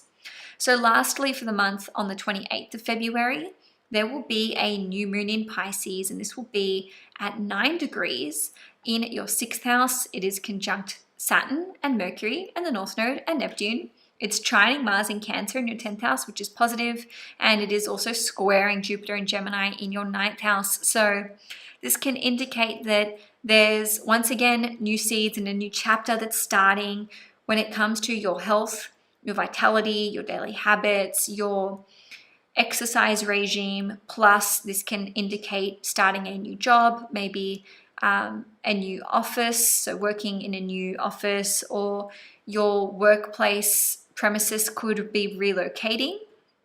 You could be traveling while you were working with the square to Gemini, or you could have to travel for work or in this new job or this new role. On a different note, this can indicate that you're looking at bringing new employees on board, and also because of this trine to Mars in Cancer in your 10th house, this can indicate that something that you are starting in terms of your daily habits and routines around February can be very supportive in terms of your public image and reputation. So Libra, thank you so much for tuning into this horoscope. If you're wanting to purchase your 2025 yearly horoscope, you can do so by clicking on the link in the description box below. Each one is 2 to 2.5 hours in length, and because of the new cycles that we're having in Aries as of end of March and end of May, with Saturn entering Aries and Neptune entering Aries, there's a big focus for you guys on this one in this horoscope. So thanks again for tuning in. If you enjoyed this video, please give it a thumbs up. If you'd like to see more content on this channel, please hit the subscribe button and enjoy your month ahead, Libra. Now let's move on to Scorpio. Hi Scorpio, Sun, Moon and Risings. Welcome to your February 2025 horoscope. The month begins with Venus forming a conjunction with Neptune, and this is in your 5th house at 27 degrees in the sign of Pisces. So your 5th house is super activated for the month of February, which means it's all about your love life, your sex life, dating, children, creativity, starting your own business, and your creative projects and hobbies and passions. So these are some of the themes that are going to be recurring throughout the month of February that I will be referring to in this horoscope. So as I said, the month kicks off with this Venus-Neptune conjunction. Then 1 or 2 days later, on the 3rd of February, we've got Venus conjunct the North Node in Pisces at 29 degrees. So this conjunction will take place another 2 times in April. So we're sort of seeing like the early stages of a new chapter starting in February, and in terms of what direction they're going in or its trajectory, this will become more and more clear as we get into March, April, and even May. So this indicates for many of you that there is this big focus on those aforementioned themes. So love, romance, what am I passionate about? What creative gifts and talents and hobbies do I have that I want to pursue? And this can also indicate healing of a relationship with your child or with one of your children, and also perhaps starting an exciting new creative project that you feel very passionate and enthusiastic about. Now, on the 4th of February, Venus is going to enter the sign of Aries. So this indicates that it is the pre-shadow period, actually, because we're going to have Venus retrograde in Aries and also Pisces when we move into March. So from the 4th of February, Venus will be in Aries for the next 7 weeks. So this indicates that there is a focus on your health, on your daily habits, your routines, your exercise regime, as well as pets, work, employees, life admin stuff as well. And ultimately, Venus wants to manifest something positive into the house that it is transiting, and it wants to restore peace and harmony and balance. So it does have to be said that Venus doesn't really like to be in the 6th house, because the 6th house is about conflicts, adversity, things that we find challenging and things that require discipline, whereas Venus wants to just like tra-la-la, indulge and eat chocolate and do things that feel good. In saying that, I'm thinking that Venus going through your 6th house can indicate you finding a way to enjoy focusing on improving your health, to find a way to enjoy the daily work that you do. And if there is something in your life that you really don't like, it doesn't bring you pleasure, you're not enjoying it, Venus going through your 6th house can say, it's time to surrender this. It's time to let this go, because Venus rules over your 12th house, which is about surrendering. It's about letting go. Okay, so you may have to let go of habits that no longer serve you. With Venus ruling your 7th house, you may have to let go of relationships that no longer serve you, or collaborations that no longer serve you. But on the flip side, Venus here will help you to work on these things. It will help you to restore peace, harmony, and balance to relationships that are out of whack. And if it can be done, it will be done. Okay, that's the energy of Venus in Aries, especially because, like I said, Venus is going to retrograde in Aries in March. So Venus is our relationship and Aries is to fight. So Venus going through Aries is like, let's fight for this relationship. Let's fight to make this work. Okay, so on the 4th of February as well, Jupiter is going to station direct in the sign of Gemini in your 8th house at 11 degrees. It has been retrograde for the last 4 months since about the 10th of October 2024. So during this time, there may have been uncertainty or not as much progress as you would have liked to have seen as it relates to your mutual resources, or as it relates to even your own personal healing and transformation, because the 8th house is about the occult, the esoteric, anything to do with healing, psychology, etc. So Jupiter now direct in your 11th house can indicate that it's coming together with your mutual resources. Maybe your partner is now contributing, okay? Because the second house, I've already started to explain it, so I better just finish up with that. The 8th house is your partner's second house, so that can indicate that there is an increase in income from your partner's side of things. On a different note, this can indicate that you may be receiving inheritance money or financial assistance from another person, because your 8th house represents mutual resources. On a different note, this can indicate that you may be feeling like you're healing your relationship with your significant other, because Jupiter rules over your 5th house, or perhaps your relationship with your child, or you could be finding out some kind of important truth which relates to your child, your children, or your significant other. Now, on the 12th or 13th of February, depending where you live in the world, there will be a full moon in Leo at 24 degrees, and this is going to be in your 10th house. So it is a tense full moon. As you can see, it is squaring Uranus and it is opposing Mercury. So there is this T-square with Uranus at the apex, which means it's activating your 10th house, your 4th house, and your 7th house. So you're being squared and opposed every which way, which to me indicates that something important is coming to pass when it comes to Scorpio sun, moon, and risings. So this can indicate that there is an unexpected event or occurrence that relates to your public status of some kind. So this can be career, employment, contract, your collaboration with another person, or this can be relationship status or financial status, or a change to your property and living circumstances. Just by the way, I do want to point out that this full moon is trining Chiron in Aries. Okay, so whatever is taking place is going to support you, be helpful to you, be healing for you, and it is for your best and highest good. So whatever is happening is going to improve your health, improve your daily habits and routines. It's going to, in the long run, be supportive of whatever it is that you do for work, or however it is that you are of service to other people in your life. But it could just come sort of out of left field, where it's like, I wasn't expecting this with my workplace. Maybe there's some kind of announcement from your boss, or the direction that your company is going in, or there could just be like someone quitting that you weren't expecting, or even an opportunity for you to step up and take on a new level of leadership, and perhaps you just felt somewhat unprepared or maybe even unqualified for this. So moving along, from the 14th of February, we're going to have Mercury entering Pisces in the 5th house, or transiting your 5th house, I should say. Then on the 18th, the Sun will enter Pisces.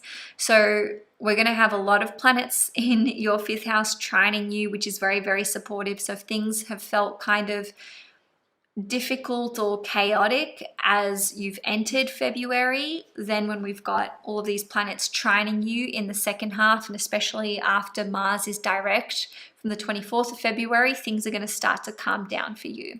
On the 23rd of February, Neptune and North Node are going to be conjunct in Pisces in your 5th house at 28 degrees. This is a new 16-year cycle that is occurring in your life, so it's very rare to see this transit, or quite rare, I should say, and we have not seen it before in Pisces in our lifetime, and we will not see it again. So this can indicate that there is a new chapter when it comes to love, romance, sex, dating, or perhaps starting a family, expanding it further, a new chapter that's taking place in the life of one of your children. And for others of you, this can indicate starting a new business or doing something exciting, taking a risk, starting a new chapter when it comes to owning your own business, or maybe even discovering a new creative gift or talent or hobby, or starting a new creative project which you continue to work on in some capacity for quite a while to come. On the 24th of February, Mars, which is your ruling planet, will finally be direct in the sign of Cancer in your 9th house at 17 degrees. So you're being trined from everything in Pisces and then trined from your own ruling planet in Cancer in your 9th house, which is very supportive and very beneficial for you. So this can indicate that you're getting some kind of clarity, or you're able to feel like there's forward momentum, or at the very least, you're getting the green light from the universe with respect to travel, education, legal matters, perhaps something to do with publishing or import and export. And for others of you, this could relate to your belief systems and just feeling like you have a better understanding of politics or your religious faith or your spiritual beliefs. This could be the conclusion of a moral dilemma that you've been experiencing for the last few months. And lastly, this can indicate that your long-term vision in general is expanding and you're feeling more optimistic. And also, I did want to say this can indicate that your health could be improving as well, because Mars rules over your 6th house and it's your ruling planet. So you may have felt like your health has been a bit on the, you haven't had as much vitality or energy as you would have liked to over the last few months, maybe since, let's say, early December or maybe even November of 2024. But with Mars being direct, your health can really start to improve and you can have more energy going forward. So on the 28th of February, there will be a new moon in Pisces. And this is going to take place in your 5th house at 9 degrees. As you can see, it's conjunct Saturn, it's conjunct Mercury, it's conjunct North Node and Neptune. It's trining Mars in Cancer, which is positive, but then it is also squaring Jupiter in Gemini. In any case, once more, we're visiting the themes of the 5th house. So this can indicate that you are wanting to manifest some kind of creative vision into your life. So this can be with respect to creative projects, your love life, manifesting a new relationship, or improving your relationship with your significant other, experiencing more romance, more passion. Maybe you're looking at starting your own business or expanding it further. This can indicate an exciting new chapter that is taking place in the life of one of your children, probably your firstborn child, if I had to say. And maybe some of you are finding out that you're going to be a grandparent. Okay, so Scorpio, the energy of this new moon will be with you 1 to 2 weeks before and 1 to 2 weeks after. So from about mid-February through till mid-March. Thank you so much for tuning into your horoscope, Scorpio. If you're wanting more content from me, I do have my 2025 yearly horoscopes for sale. Each one is 2 to 2.5 hours long and jam-packed with information, so you can purchase yours using the link in the description box below. In any case, please enjoy your month ahead. Be safe, and I will see you guys in my next video. Hi Sagittarius, Sun, Moon and Risings. Welcome to your February 2025 horoscope. February is a big month for all mutable signs and your sign is no exception. So let's just dive straight in. On the 1st or 2nd of February, depending where you live in the world, Venus is going to form a conjunction with Neptune in Pisces at 27 degrees in your 4th house, and it will actually make one more conjunction again in late March. Then on the 3rd of February, Venus will conjunct the North Node in Pisces at 29 degrees, and it will make 2 more conjunctions to the North Node in April. So your 4th house will also be activated later in the month with the North Node Neptune conjunction, which is very rare, and a new moon in Pisces at the end of the month. So ultimately, we need to understand what the 4th house represents to see how it's going to be manifesting for you as a Sagittarius rising sun or moon. The 4th house relates to your property and living circumstances of all kinds. So this represents where you're living, property that you own, whether you live in it or not, rental agreements, as well as things like who you live with, parents, children, flatmates, husband, wife, and it even rules over temporary accommodation as well. And the 4th house also relates to our family in general, our roots, our lineage, our heritage, and our sense of security and safety, and lastly, land and farming. So these are things that will be in some way, shape, or form. At least one or more of these topics will be coming up for you in the month of February. So this can indicate that you are going to be investing money, time, resources into your property and living circumstances, with Venus being involved with this conjunction here. This can indicate that you are actually healing the relationship that you have with an important family member in your life, or doing your best to heal that relationship. I won't lie, this can look like emotional manipulation, maybe coming up for some Sagittarians, probably more so if you're a Sagittarius rising or moon rather than sun. For others of you, you may be looking at wanting to prepare to start a family or to relocate, or there may be something that you need to sacrifice or surrender as it relates to your property and living circumstances or your family. And I say that because Neptune and Pisces rule over the themes of surrender and sacrifice, as well as unconditional love, compassion, and healing. So all of these themes can be coming up for you in a big way. I think that many Sagittarians will be focused on healing, especially when it comes to healing their past, healing important family relations, and also moving beyond grudges. Not that Sagittarians are known for holding a grudge. I mean, of course, it's just going to depend on what else is going on in your chart. But really, I do think that there's an important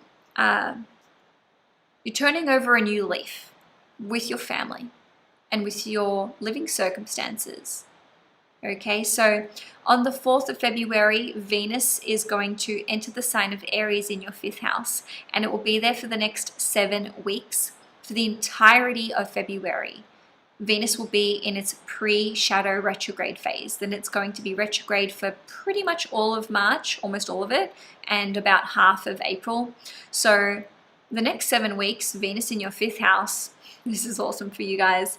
This is about love, romance, passion, dating, sex. On a different note, this is about creativity, creative projects, starting your own business, or what you're doing with your own business if you already have one. And Venus is one of the benefic planets in astrology. It's about harmonization, peace, enjoyment, love, romance, or just even enjoying whatever house it's transiting. So the 5th house rules over our talents and our hobbies, as well as creative projects, which I've already mentioned. So this can indicate that there's a big focus on these themes for you. Enjoying your creative projects, enjoying being creative, enjoying creative writing, or enjoying dating. Okay, if you haven't been dating for a while, maybe you meet someone new around this time, or you're just enjoying getting back in the game.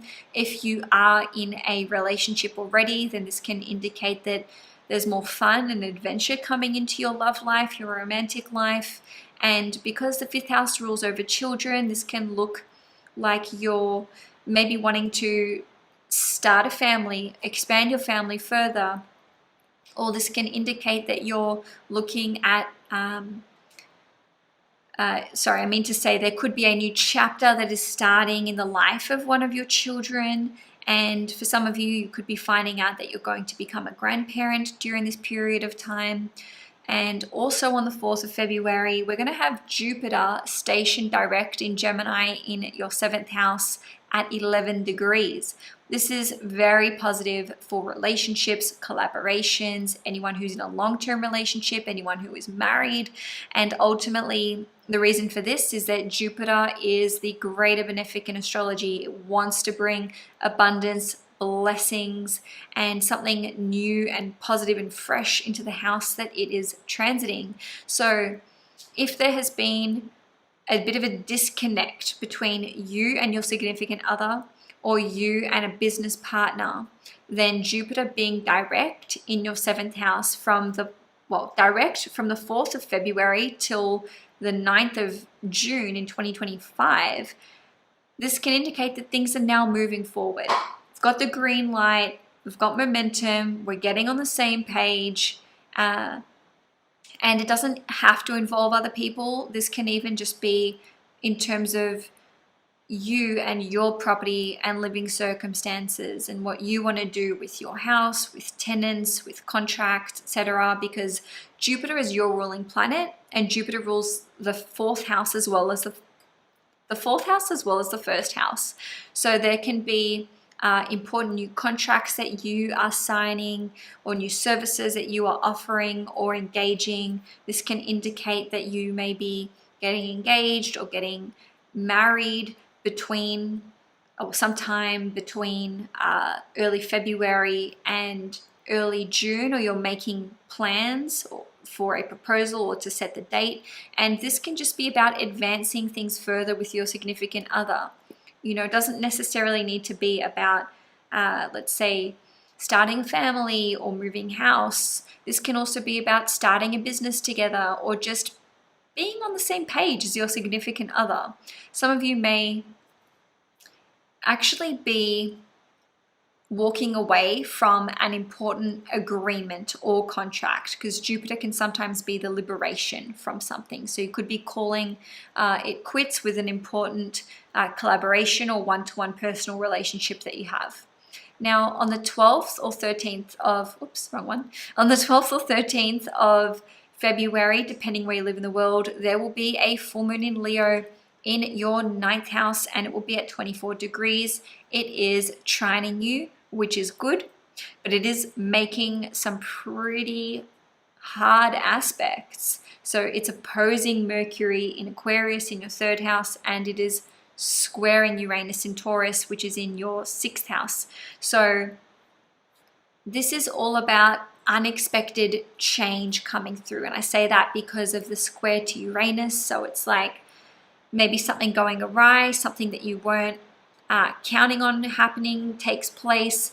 And this can relate to travel plans, your higher education, your belief systems, whether these are political, spiritual, religious, etc. You may be faced with an important moral dilemma that you need to navigate somehow.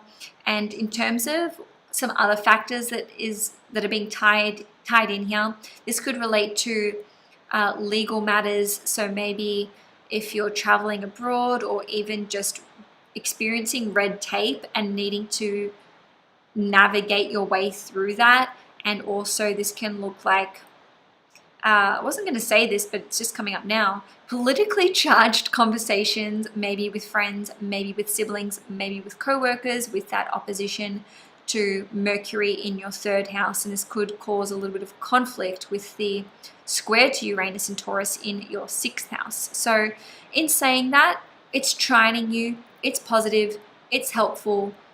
In some way, shape, or form, whatever is happening is letting that hot air out. It's bursting that bubble if there has been tension brewing.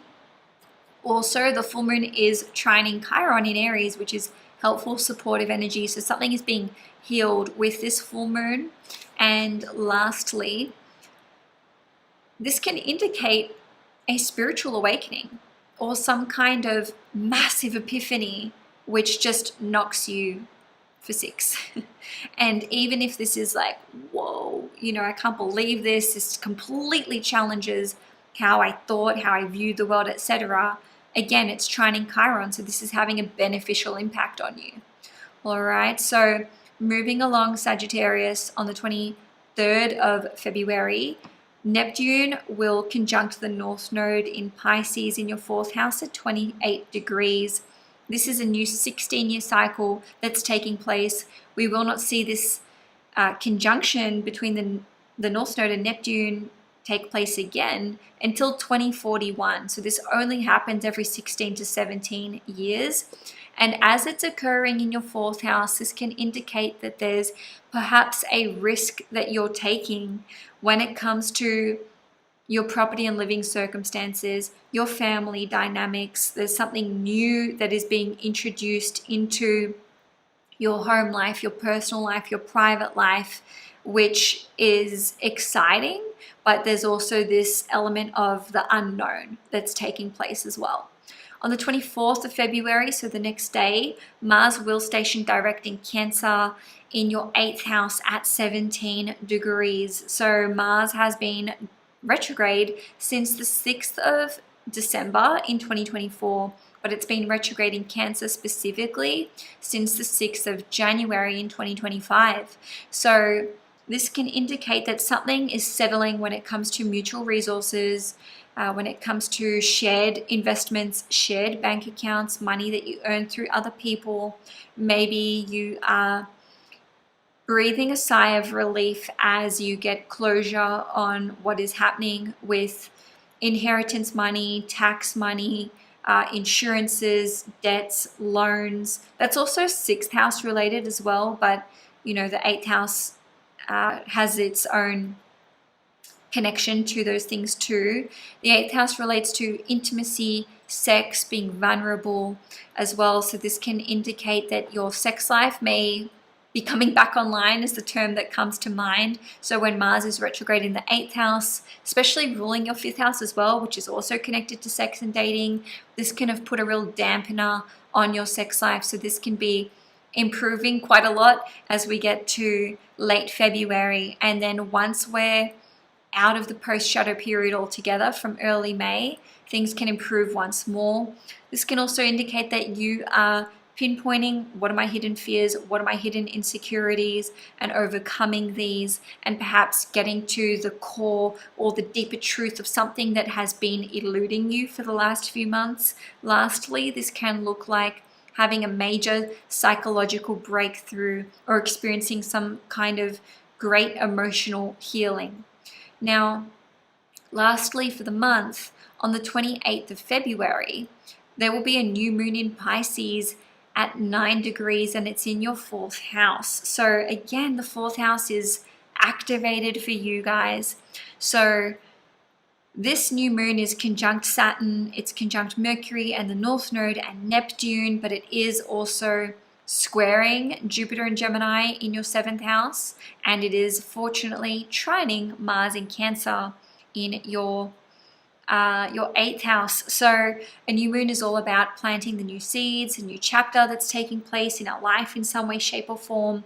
So I repeat, this can be a new chapter when it comes to your family, your dynamics at home, your relationship with family members, looking at starting a family, looking at renovating your property, or at relocating, and potentially relocating interstate or relocating abroad because of the 9 degrees, which is the Sagittarius degree.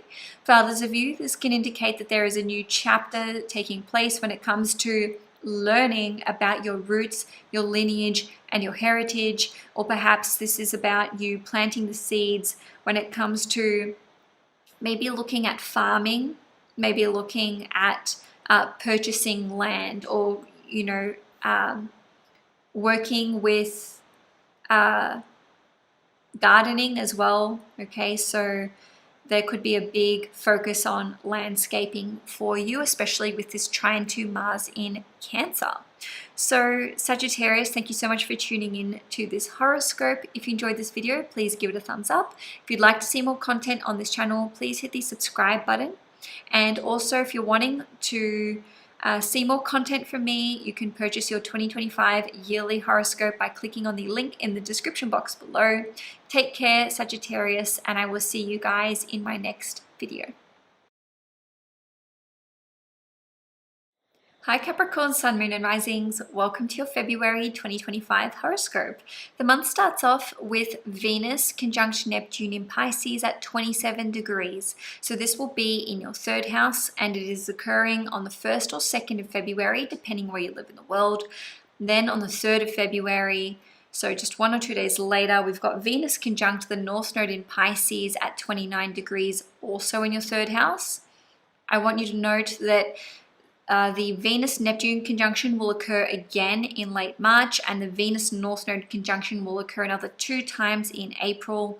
Later in the month, we've got the Neptune-North Node conjunction, and at the very end, which is in Pisces, and at the very end of the month, we've got the new moon in Pisces. So your 3rd house is lit right up in February, and Maybe it's because I'm a Gemini rising, but I love the third house. I love this for you guys. There's such a focus on friends, education, your relationship with your siblings, with clients and co-workers, and it's a very productive time for you as well. The third house is all about educating ourselves, as is the ninth house, but the third house can be like short courses. And anyway, I'm not going to jump the gun. With Venus conjunct Neptune in Pisces at the very beginning of the month, this can indicate that you are going to be healing something with respect to a relationship that you have with a sibling, an extended relative, or perhaps a close friend of yours.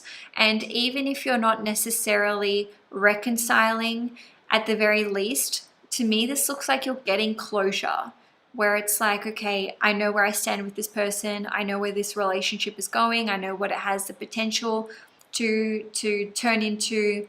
And ultimately, Venus and Neptune are all about love and acceptance. And so this is some kind of blessing that is coming through with respect to your relationships with siblings, extended relatives, and with your friends.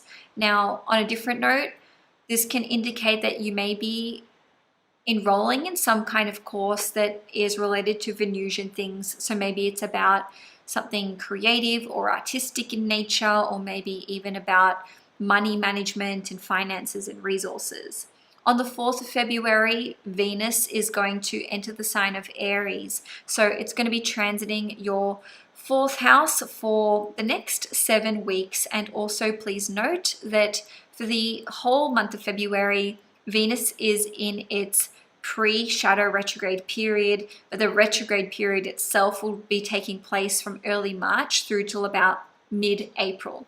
Okay, so because Venus is going to spend so long in your 4th house, it is going to manifest something here. And Venus will bring something positive into the house that it transits. But when it has a retrograde cycle, it can throw a spanner in the works as well. So the 4th house is about your property and living circumstances. And so this can indicate that you are looking at decorating your home, entertaining, having guests over, sprucing it up, maybe doing something artistic in the home. Maybe you are enjoying more time with your family. Maybe you're looking at starting a family or expanding your family further. This can indicate that there is such a strong focus on your immediate family, whether that's you and your partner, or you and your children, whether you've got a partner or not, doesn't matter. Or you and your parents even. And also the 4th house is about your roots and your lineage and your heritage. So this can indicate that you're looking at reviving certain traditions into your family home, into your family dynamics. Okay, and maybe some of you are going to enjoy gardening or landscaping or doing something out in the yard. Now, also on the 4th of February, Jupiter is going to station direct in the sign of Gemini in your 6th house, and this will be at 11 degrees. So Jupiter has been retrograde for the past 4 months, since about the 10th of October in 2024. So when Jupiter is then direct, it can indicate that we are experiencing growth, progress, expansion, and just able to actually integrate whatever it is that we've been researching or studying, and then moving the needle forward in the house that it is transiting. So to me, this looks as though Capricorns are going to be getting better at, and you guys are already pretty good at this, discipline. So being more disciplined with your health, with your daily habits and exercise regime, any addiction or any self-sabotaging habit that you want to eradicate, you can. With Jupiter ruling over the 12th house, which is like, how am I self-sabotaging? What am I addicted to? What are my fears and insecurities? It now being direct in the 6th house, or the ruler of the 12th house direct in the 6th house, can indicate that you are understanding, how do I stop this behavior? How do I overcome these habits? How do I replace these habits with healthier habits? And also, the 6th house rules over pets. So if there's been uncertainty with your pet and the health of your pet or pets, this can indicate a positive turn in their health, or at the very least understanding, what are my options? What does it look like, or what direction should we be moving in? What should I be expecting? Also, the 6th house rules over work and employees. So some of you may feel like your employees are being more productive once we get to early February onwards. On a different note, this can see you being more productive in your work, feeling as though your projects are moving forward, teams that you're working in or that you're spearheading could now be working more collaboratively together or more cohesively together. And ultimately, this can indicate that you are getting more enjoyment and deriving more meaning from being of service or from the work that you do in your day-to-day life. Now, on the 12th or the 13th of February, depending where you live in the world, there will be a full moon in Leo, and this is going to be in your 8th house. So this full moon is pretty tense looking. If you can see there up on the screen, it's making this opposition to Mercury in Aquarius, and then both the moon and sun and Mercury are in turn squaring Uranus in Taurus. So this is a super tense full moon, but it is making a redeeming aspect here because it is trining Chiron in Aries. Okay, so let me just preface this by saying that whatever the full moon is ushering into your life, it's for your best and highest good. It will be healing in some way, especially as it relates to your inner child or your relationship with a family member, okay, because Chiron is in that 4th house for you. So this can indicate that there's unexpected turns of events as it pertains to your mutual resources, what's happening with inheritance money, your sex life, your intimate private life. Certain secrets can come to the fore. So this can be something that you are discovering or that you are sharing with another person that can ultimately help you to become closer with another person. For others of you, you may be deciding that you need to cut certain people loose out of your life around this time, and that could come up as sort of an unexpected epiphany or realization. Okay, so on a different note, this can indicate that you are having a really big breakthrough when it comes to your own personal healing journey, whether this is with a psychologist or just your own introspective work. But again, this could be quite a revelation for you. And in any case, as I said, it is going to have a positive healing impact on you in the long run. The energy of this full moon can be with you 1 to 2 weeks before the full moon and 1 to 2 weeks after. So it's sort of smack bang in the middle of the month. So that to me would be the most intense time. Moving along though, on the 23rd of February, Neptune will conjunct the North Node in Pisces at 28 degrees in your 3rd house. This conjunction only happens every 16 to 17 years. The next one will be in 2041, and we will not see this conjunction take place again in Pisces in this lifetime. So it is very rare in that respect. We've already touched a lot on the energy of the 3rd house for you, but in a nutshell, the 3rd house rules over education, diplomas, qualifications, registrations. It also rules over vehicles. It rules over short-term travel, our siblings, extended relatives, friends in our local neighborhood. And also it is very much associated with business, sales, contracts, clients, co-workers, and our social media presence. Oh, and it would be remiss of me not to say communications. So there may be a new chapter that is taking place in one or more of those domains that's going to end up being a very big focus for you, especially over the next few months with your 3rd house being activated again and again and again. On the 24th of February, Mars will station direct in Cancer in your 7th house at 17 degrees. This is going to be very positive for Capricorns across the board because Mars retrograde in the 7th house really has been stoking certain fires when it comes to tensions running high in various relationship dynamics. So this could be with your significant other, your spouse, your second-born child, your business partner. This can be client relationships as well. And so this can indicate that you are getting back onto the same page with your significant other, with your business partner, with your second born child. And also this can indicate that you are able to proceed with important contracts, especially as it relates to your property and living circumstances, important contracts for your family. So maybe this is like personal documents, applications to relocate to another country, visas, etc., and anything that is related to your business, especially when it comes to passive forms of income. Okay, so lastly for the month, on the 28th of February, there will be a new moon in Pisces, and this is going to be occurring in your third house. So once more, we're discussing third house themes, but new moons are about a new chapter and a new cycle taking place. This new moon is conjunct Saturn, which is your ruling planet, and Mercury and the North Node and Neptune. So this is about planting the new seeds when it comes to communications. So maybe this is to do with authoring a book, starting a new social media platform, or taking your social media channel in a new direction. This can indicate enrolling in a new education program, or even looking at creating that education program or course yourself.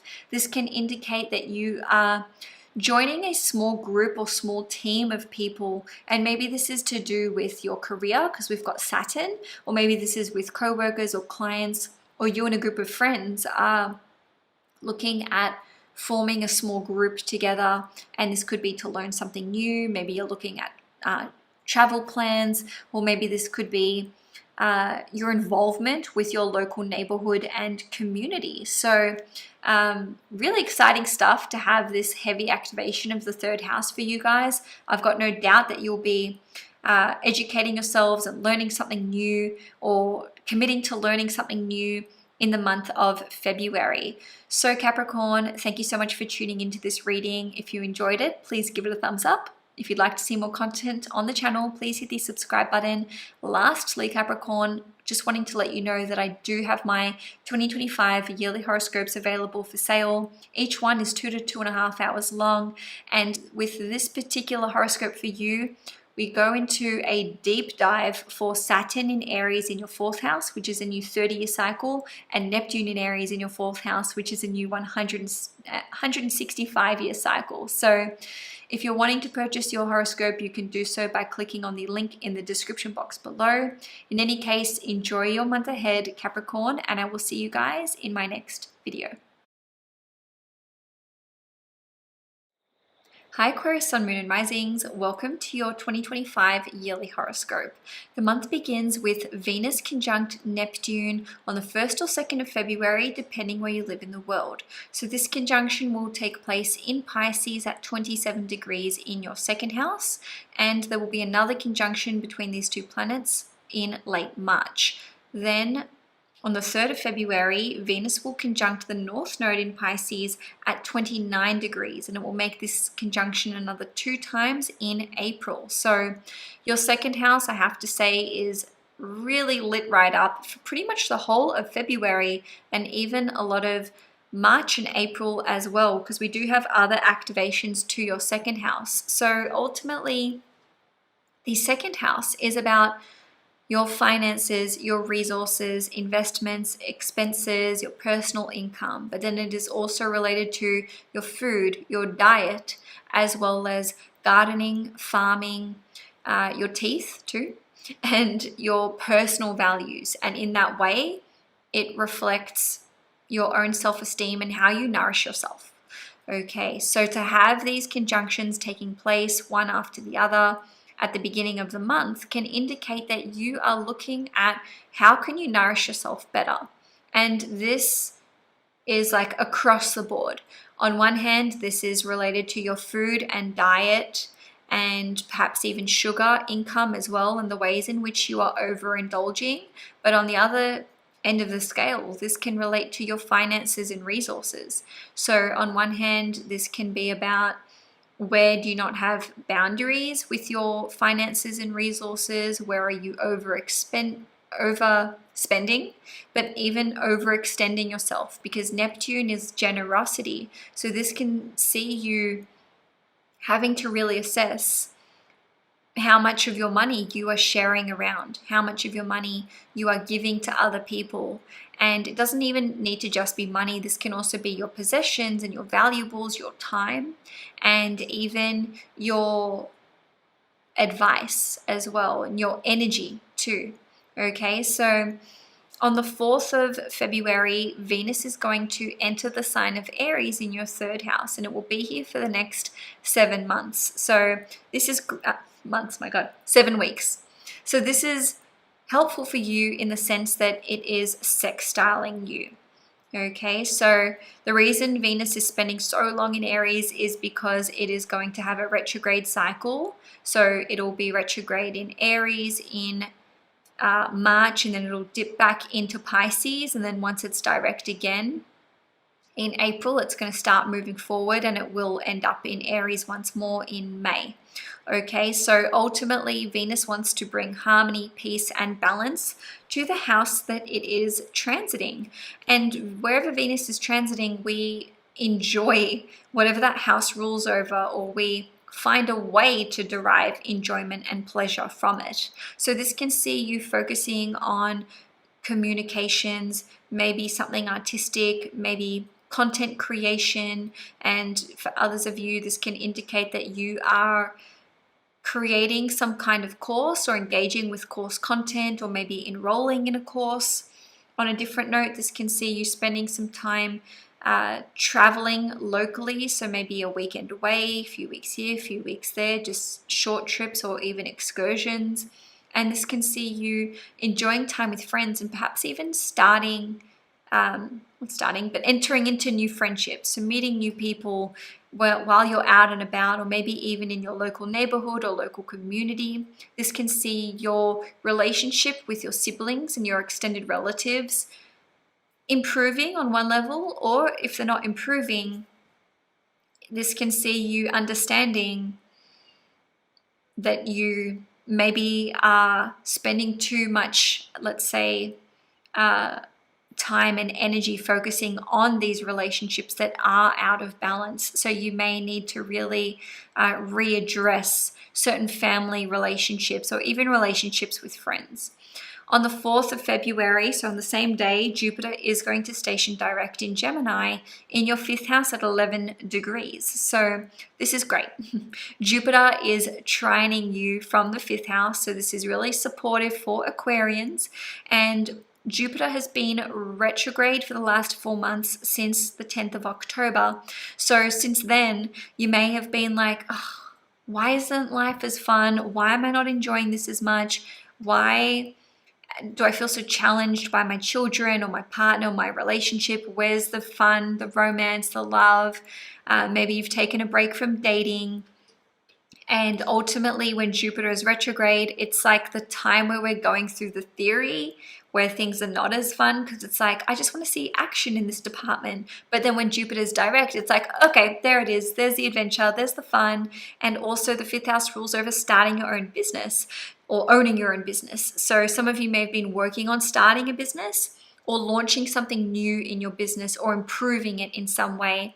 And because Jupiter rules over your 2nd house, which is finances and resources, the last 4 months you might have been like, why isn't my business earning as much money? Like, where is the usual level of income that I have become accustomed to? Or maybe you launch a project and you were expecting more, and then once Jupiter is direct, this can really take off. Okay, on a different note, because the 5th house rules over children, this can see you getting pregnant or expanding your family further. But for others of you, this can see you maybe becoming a grandparent, or finding out that you're going to become a grandparent, or with the 5th house representing your firstborn child's 1st house, this can indicate that they are going on an adventure, or they're progressing in their studies or their education, or they're experiencing some kind of healing or blessing in their life. So something positive can be occurring in the life of one of your children, but if I had to say which, I'd say probably your firstborn child. Lastly, this can see you having more fun, because the 5th house is about fun, leisure time, and vacations and entertainment. So this can see you deriving more joy and having more fun in your everyday life. Now, on the 12th or 13th of February, depending where you live in the world, there will be a full moon in Leo, and this is going to be occurring in your 7th house. This full moon is very, very tense in nature because look at it. It's opposing Mercury in Aquarius, so this is in your 1st house, and then it's also squaring Uranus and Taurus in your 4th house at 23 degrees. So this can indicate that some kind of unexpected event or conversation comes to pass around the 12th or 13th of February, plus or minus 1 to 2 weeks. And this can be with anyone, okay, because the 7th house rules over the other, all right? But let me put it this way, it's a one-to-one personal relationship. It's a direct communication that's being had, or conversation that's being had or taking place.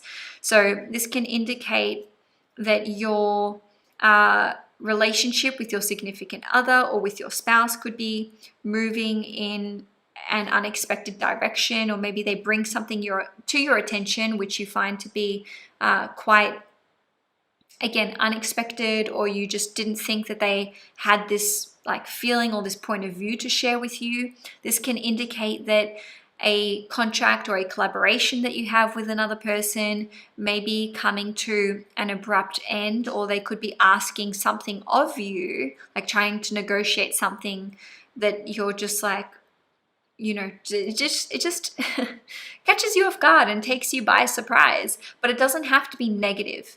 Okay, astrology never is all or nothing, all positive or negative. So I do want to draw your attention to the fact that the full moon is going to be trining Chiron in Aries, which is going to be in your 3rd house. So this is a supportive aspect, whatever's taking place in terms of communications, and this is in your 3rd house of communications, it's going to benefit you. Whatever happens as a result, you know, it is advancing you in your life or in your relationship in some way, shape, or form that's going to be positive. So it could just be that things that have been left unsaid are finally coming to the fore.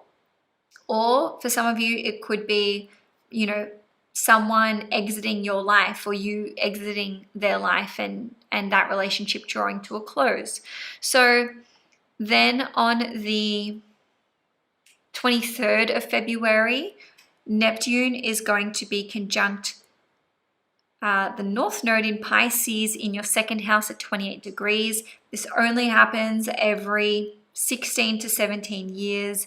So this is a new 16-year cycle that's taking place, as we will not see another Neptune North Node conjunction until 2041. And certainly we will not see another one in the sign of Pisces in this lifetime. So the North Node wants to bring something new to the house that it is transiting, and Neptune here can indicate that we are maybe having to take a leap of faith blindly when it comes to the 2nd house. So this could be investments, finances, resources, etc.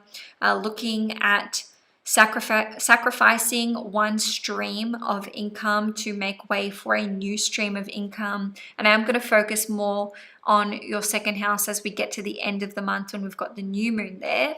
But moving along, on the 24th of February, Mars will station direct in Cancer in your 6th house, and this will be at 17 degrees. So this can indicate that your health can improve, your energy levels can start to come back up.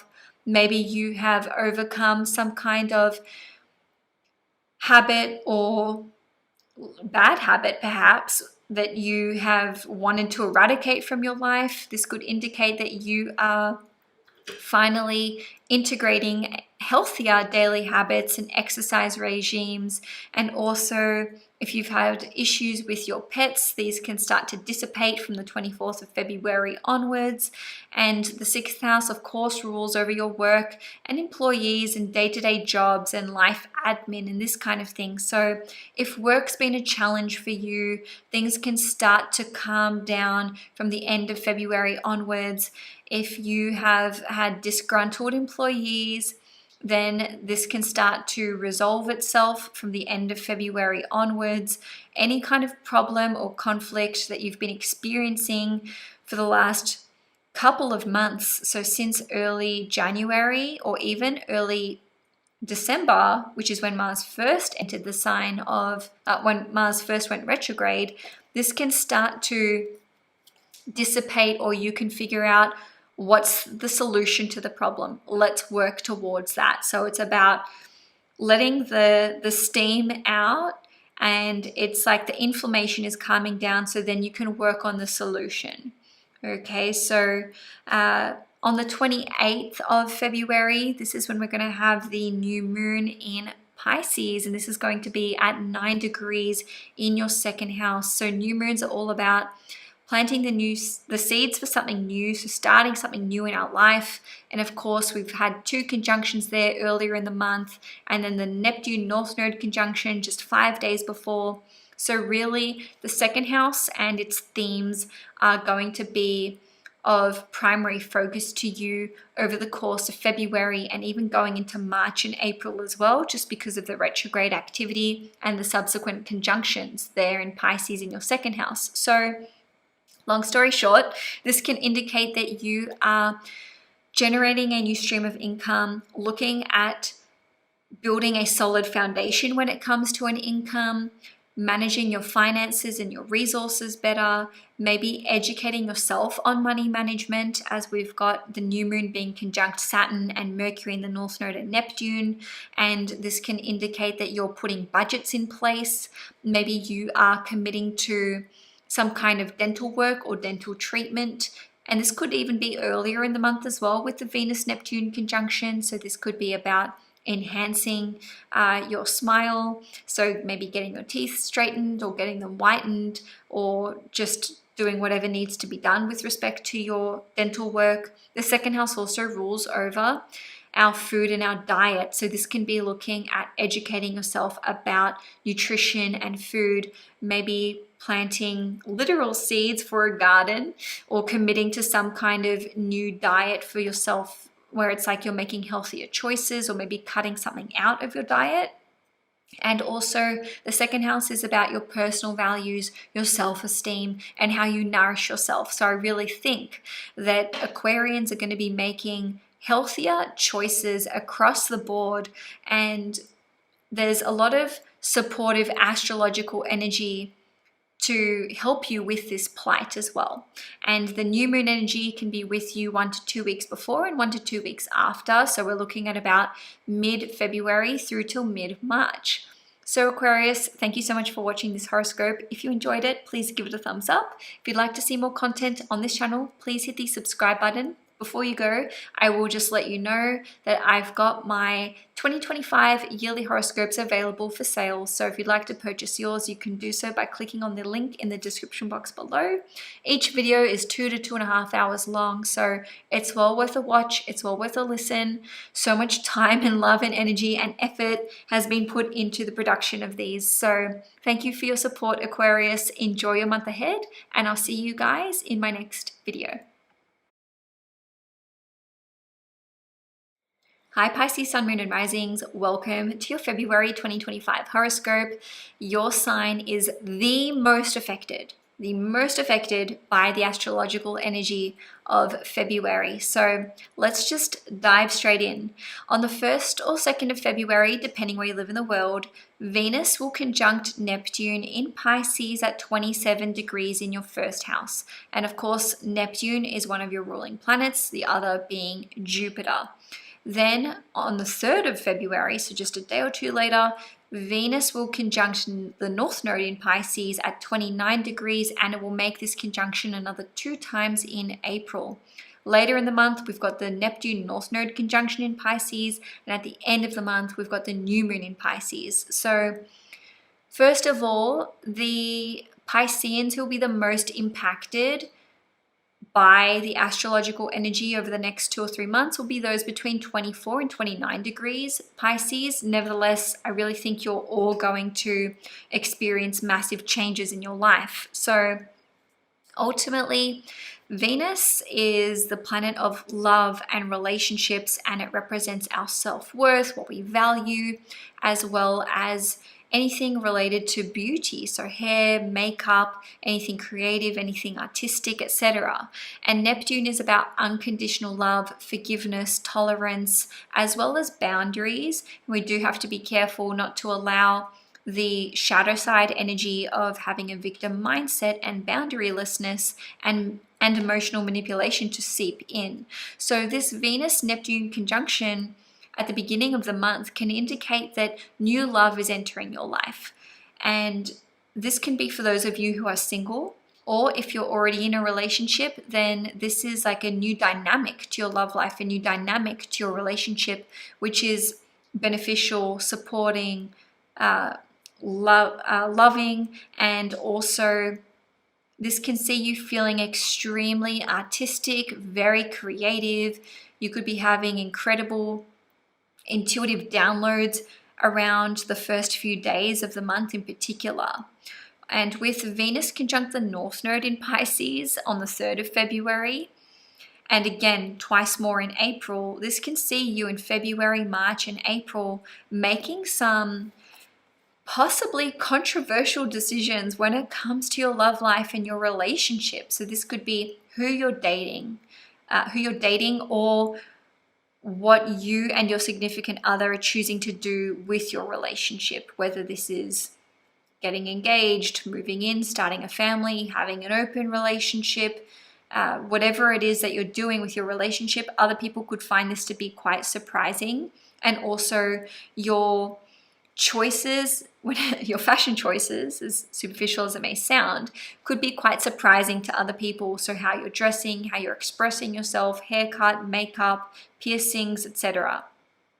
Now, on the 4th of February, Venus will move into the sign of Aries in your 2nd house, and it will be there for the next 7 weeks. So for the whole month of February, Venus is in its pre-shadow retrograde period, and for Venus being in your 2nd house for the next 7 weeks, there will be a big focus on 2nd house themes for you. So this is like finances, resources, money management, investments, expenses, as well as your valuables and your possessions. The 2nd house also rules over food, diet, our teeth. It is a creative house in astrology, and it also rules over things like gardening and farming, and then our personal values, self-esteem, and how we're nourishing ourselves. So because Venus will be in Aries for the next 7 weeks, and then it'll retrograde in Aries, retrograde in Pisces, and then eventually be direct once more in Aries in April, May, actually more so May. This is really the next 4 months that these themes are going to be coming up for you on and off. So this can see you looking really closely at, how do I manage my finances and resources? What am I spending money on? Where can I pull in the reins a bit? Or this can look at you wanting to enhance your features of your face somehow. So this could be with dental work or makeup or your hairstyle, how you're wearing your hair. Also, you could be looking at getting a whole new wardrobe and just presenting in a different way. And like I said, there can be a focus here on your personal values, self-esteem, and how you nourish yourself, and really advocating for yourself in this way. On the 4th of February, so on the same day, Jupiter will station direct in Gemini in your 4th house at 11 degrees. Jupiter is your other ruling planet. So we've got Neptune and Jupiter, and whenever Jupiter is going retrograde, direct, when it's changing houses, this impacts you personally and specifically because it's your ruling planet. So, good news to report here. Jupiter being direct in your 4th house indicates that your vision for your future, your decisions, your objectives going forward as it relates to property and living circumstances and family dynamics can finally clear up.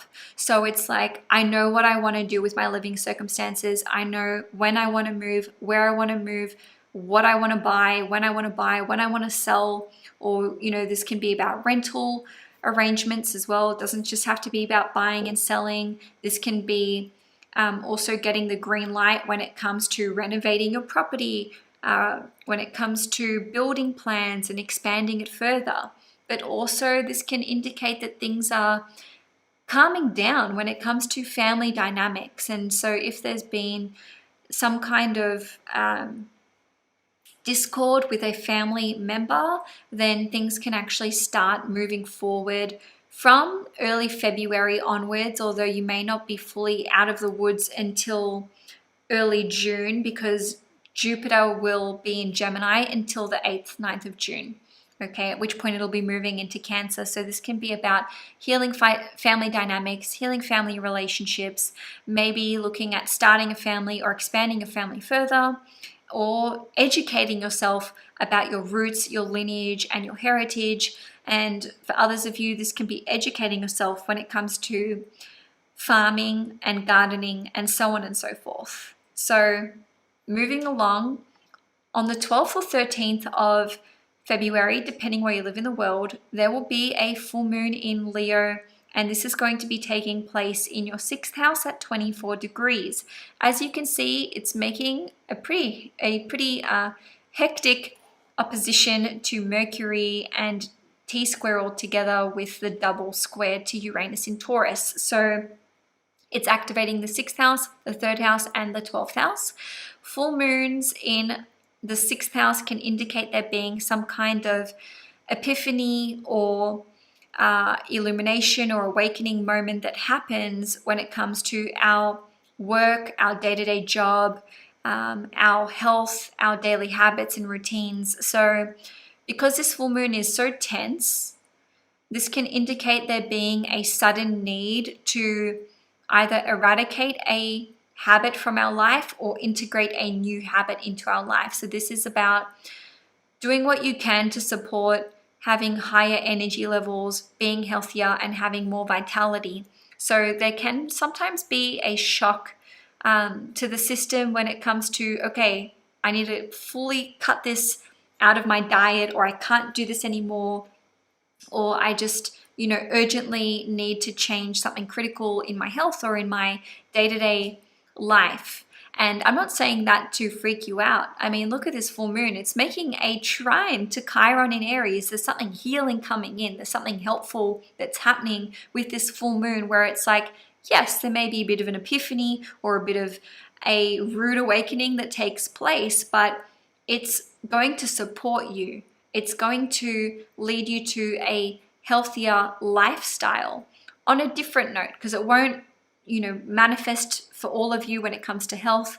This can actually play out as a big change when it comes to your work life. So this can be that you quit abruptly, an employee of yours hands their resignation in unceremoniously. Maybe this is quite unexpected.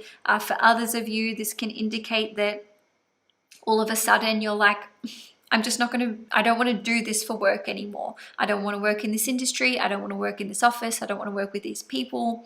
So it can almost be like a realization that takes place for you on an internal level, okay? Because we've got this opposition to Mercury in Aquarius in your 12th house that's leading you to make some important decisions about what are you doing going forwards.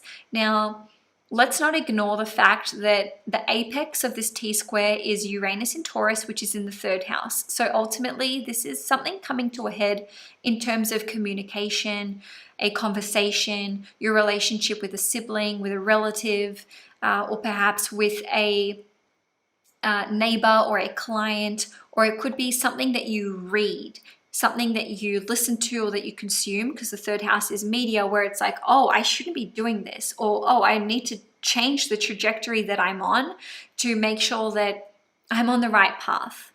Okay, so the 6th house also rules over problems and conflicts. So this can indicate that there could be like a flaring up of something and then a very quick dissipation, and then something heals, okay, because of that trine to Chiron.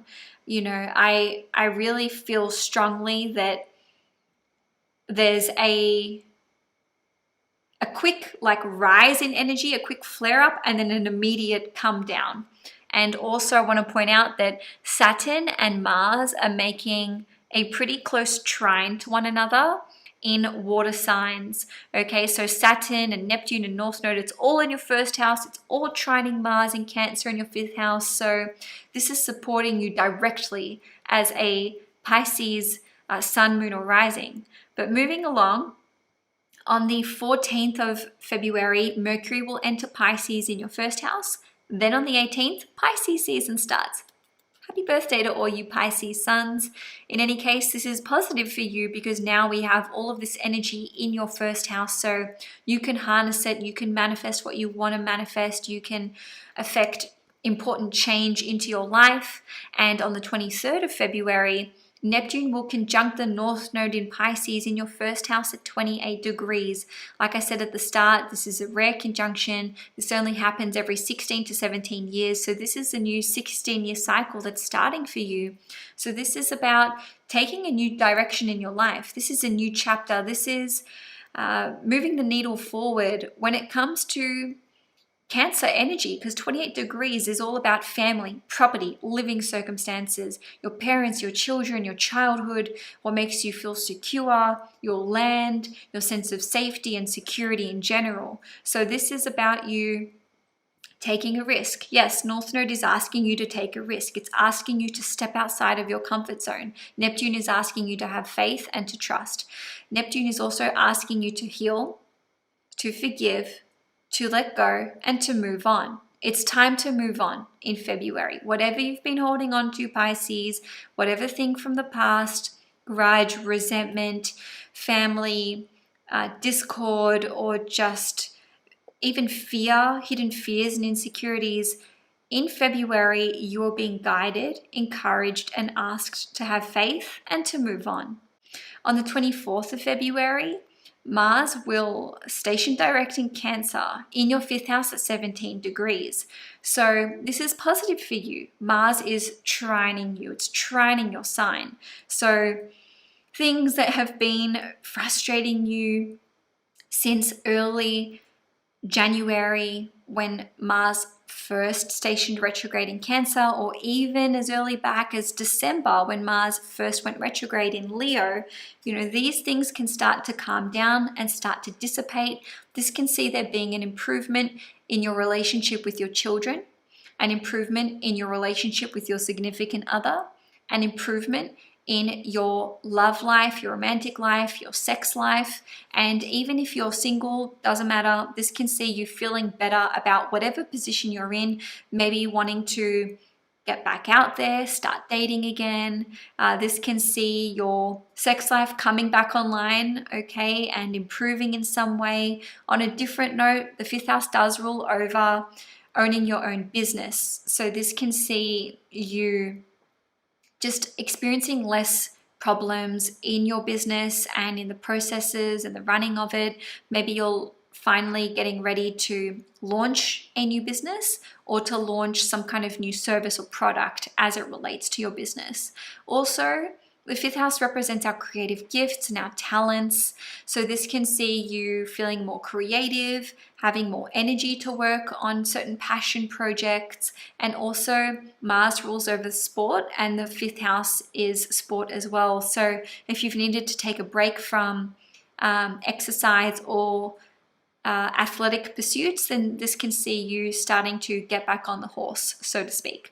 Lastly, for the month, on the 28th of February, there will be a new moon in Pisces at 9 degrees. Okay, so if you look at this new moon, wow, it's conjunct Saturn, Mercury, North Node, and Neptune. So that's 5 planets plus the North Node in Pisces. So without a shadow of a doubt, there is a new chapter that's taking place in the lives of Pisces across the world, across the globe. So because it's in the first house, this is indicative of you planting the seeds for something new. So this is about you. What do you want? What direction do you want to go on in your life? What do you want to do with relationships, love, work? What legacy do you want to create? Where do you want to live?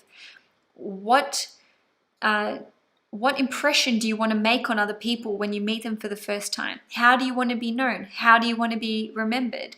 And this can see you doing some kind of overhaul when it comes to how you walk, talk, act, dress, and how you just are, how you walk in the world and how you move in the world. And this is really supportive energy because the new moon is trining Mars in Cancer in your 5th house.